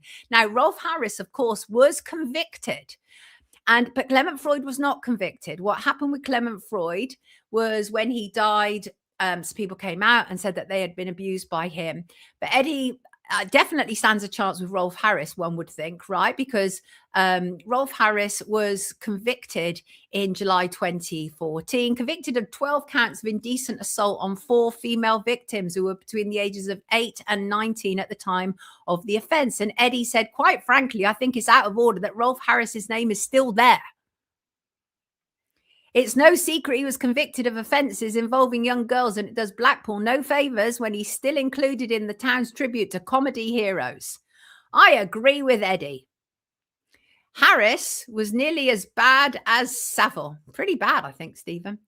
Robert's talking about the 3 sisters. Doesn't believe they did this to themselves. They want us to believe it's a folie à trois rather than a folie à deux.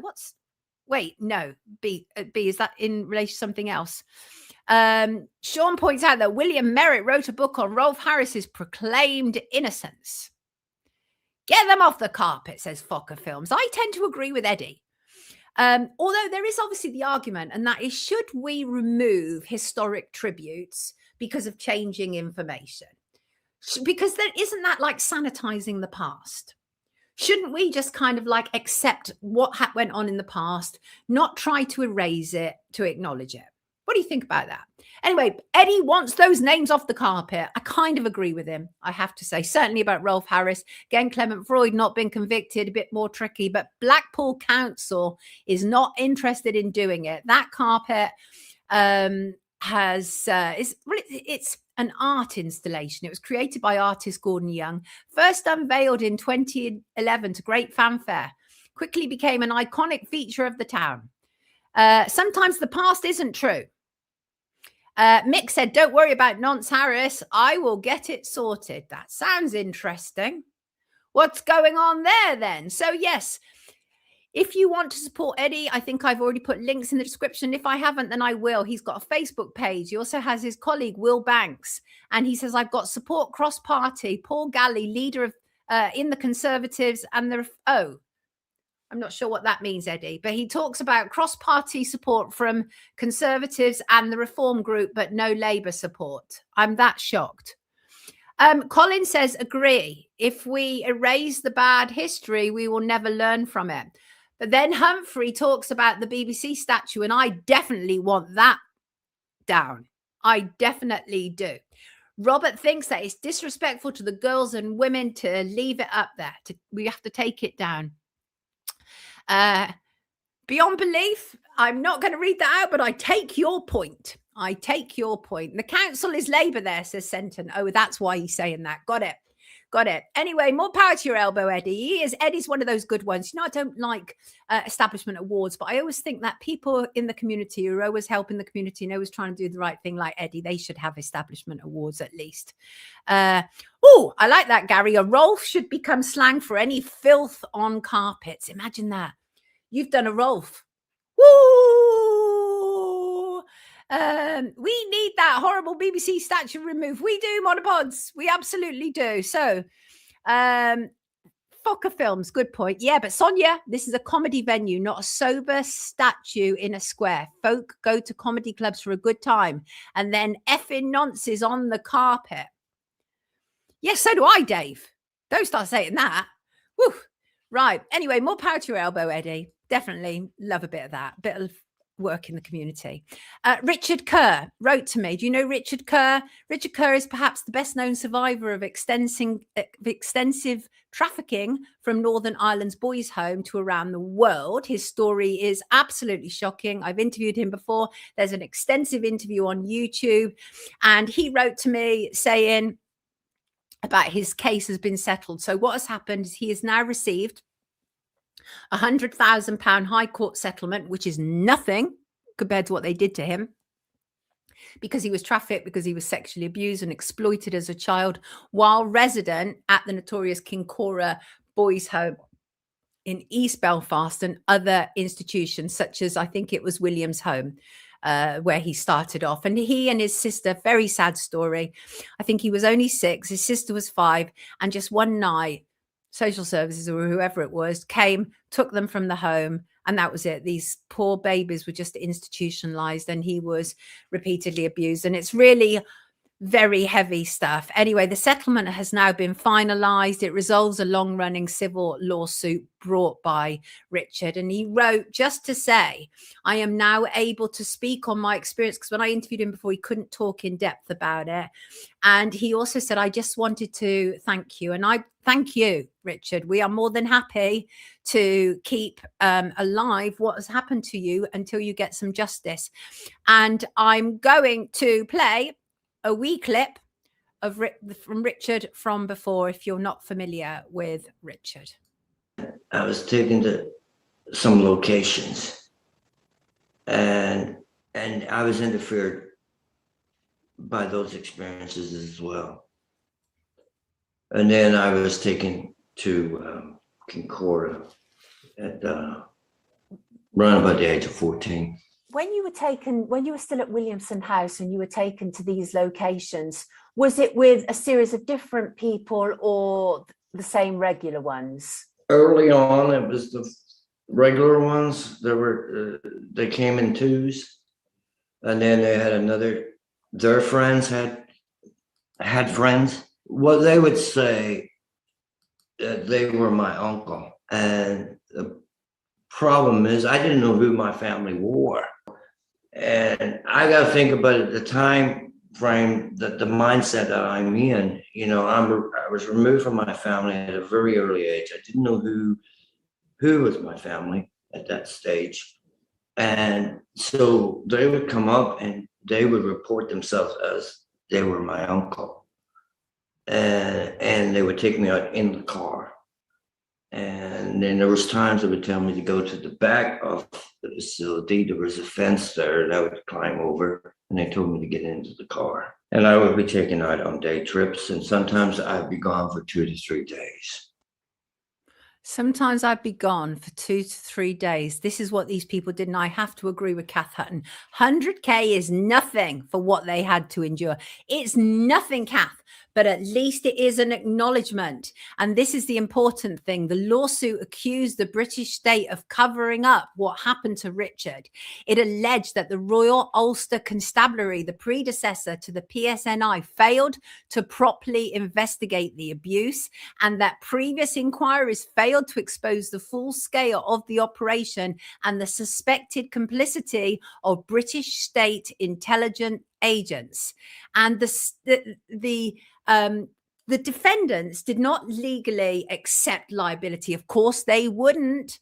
But the PSNI and the Stormont departments issued a joint agreed statement expressing deep regret for the exploitation of Richard and others. And the statement formally acknowledged findings from the historical institutional abuse inquiry that Richard had suffered profound, lasting harm from being sexually exploited as a boy.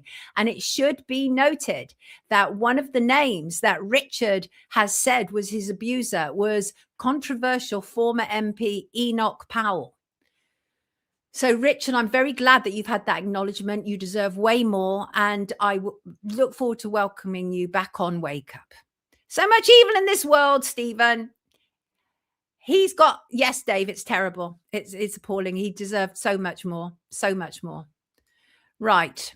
But much love to him. Are we not sick of this behavior from our government? I am more than sick of it. Right. Friday's show, of course, as we mentioned earlier, was about the death of Dr. David Kelly. And I want to thank you from the bottom of my heart about all the wonderful comments that I've received. I truly appreciate that. I kept saying in the program, it was a weird week last week. It was a weird week last week, going to the scene of the crime, and scene of crime, because I don't believe he killed himself. So a scene of crime, at least. And all of it kind of blew my mind a little bit, really, like stepping back and all the things that are happening, and the Labour government, what's going on with the Labour government and similar people again. And it just feels like everything is coming back round again. St. David Kelly. And so thank you all for your wonderful, wonderful messages. I have to draw on a message from Donna because I hadn't thought about this. And she said, David Kelly saying about him being found dead in the woods makes me think of Princess Diana telling her friend about having a car accident. Remember that a year before, didn't she? She said, my husband is planning an accident in a car. And then she died. David Kelly, rest in peace. Thank you, Del. I appreciate that. Lots of love to you. But yeah, that really resonated with me. So I just want to address one thing that I said. I have to say this. One of the things is, even though his body has apparently been exhumed and has been cremated, there could, of course, theoretically still be an inquest. And the point I made very badly is that it's no longer possible to do a further autopsy on him because his body has been disposed of. It cannot be re-examined. So when the Attorney General at the time said there was no point in a full inquest because all they could find is suicide, it's because that was what was already concluded before his body could be tested again, right?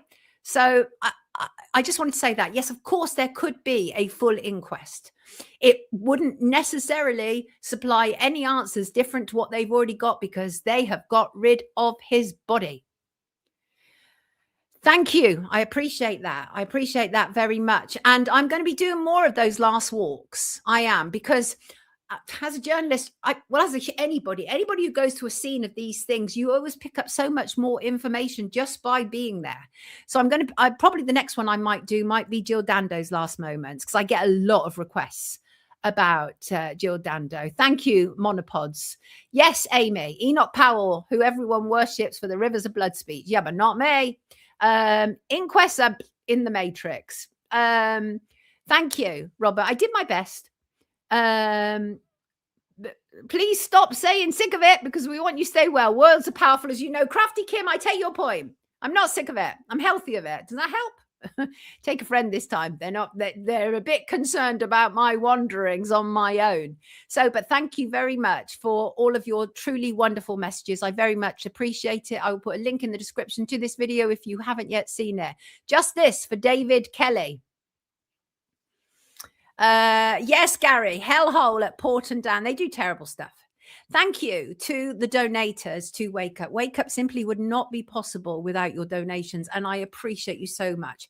And there are some people who have been donating right from the beginning, but I appreciate everything, whether you've donated once, whether you've donated endlessly, whatever, I appreciate it all. And in fact, donations can come in other ways. It's not always financial. Promoting the show, sharing the show, telling people about the show, all of that really helps. So today I want to thank Susan Richardson, to Helen O'Carroll, to Linda Young, to Peter Birch, to Faye Jennings, to Ian Jones, to Jed, and to Peter. Thank you all so much. And thank you to E. Clark for your extremely generous donation, which is going straight in the pot to create our own mainframe. I don't know if that's the right word for it. I'm not a techie person, but I'm saving up for us to essentially create our own Wake Up platform, which will be on my website on the Wake Up page. And so I'm saving up to have it designed where we will have a screen and there will be a live chat. And so that is the plan. That's the plan. And I very much appreciate E. Clark for getting that fund up and running in a very decent way indeed. Thank you so much. I appreciate you all. Wait, what? You're all welcome. You're all welcome, you wonderful people. I appreciate you all. You're all amazing. And thank you for your super chats today to Swiss Miss as ever. And thank you to lovely Simon Milk. And thank you to Kath Hutton.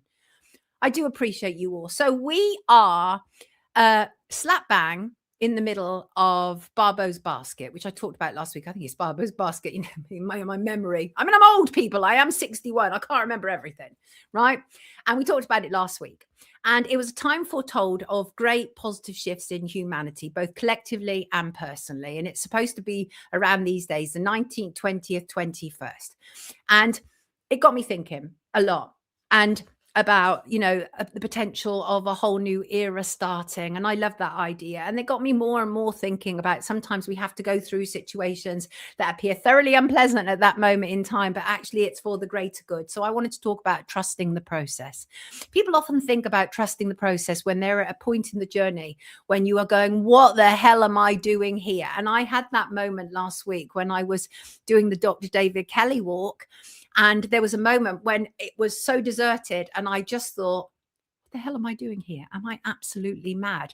And then I just thought, no, the conclusion is going to be worth it. And it absolutely was. I'm so glad I did that full walk. I'm so glad that we went to the top of Harrowdown Hill. We didn't stay at the bottom part, which is where his body was supposed to, but he had apparently always regularly climbed up and down Harrowdown Hill. So all of that, and I trusted the process that everything was going to be fine, even though when we were in Harrowdown Hill, you are literally away from the world and anything can happen to you, as we know, but I still trusted the process.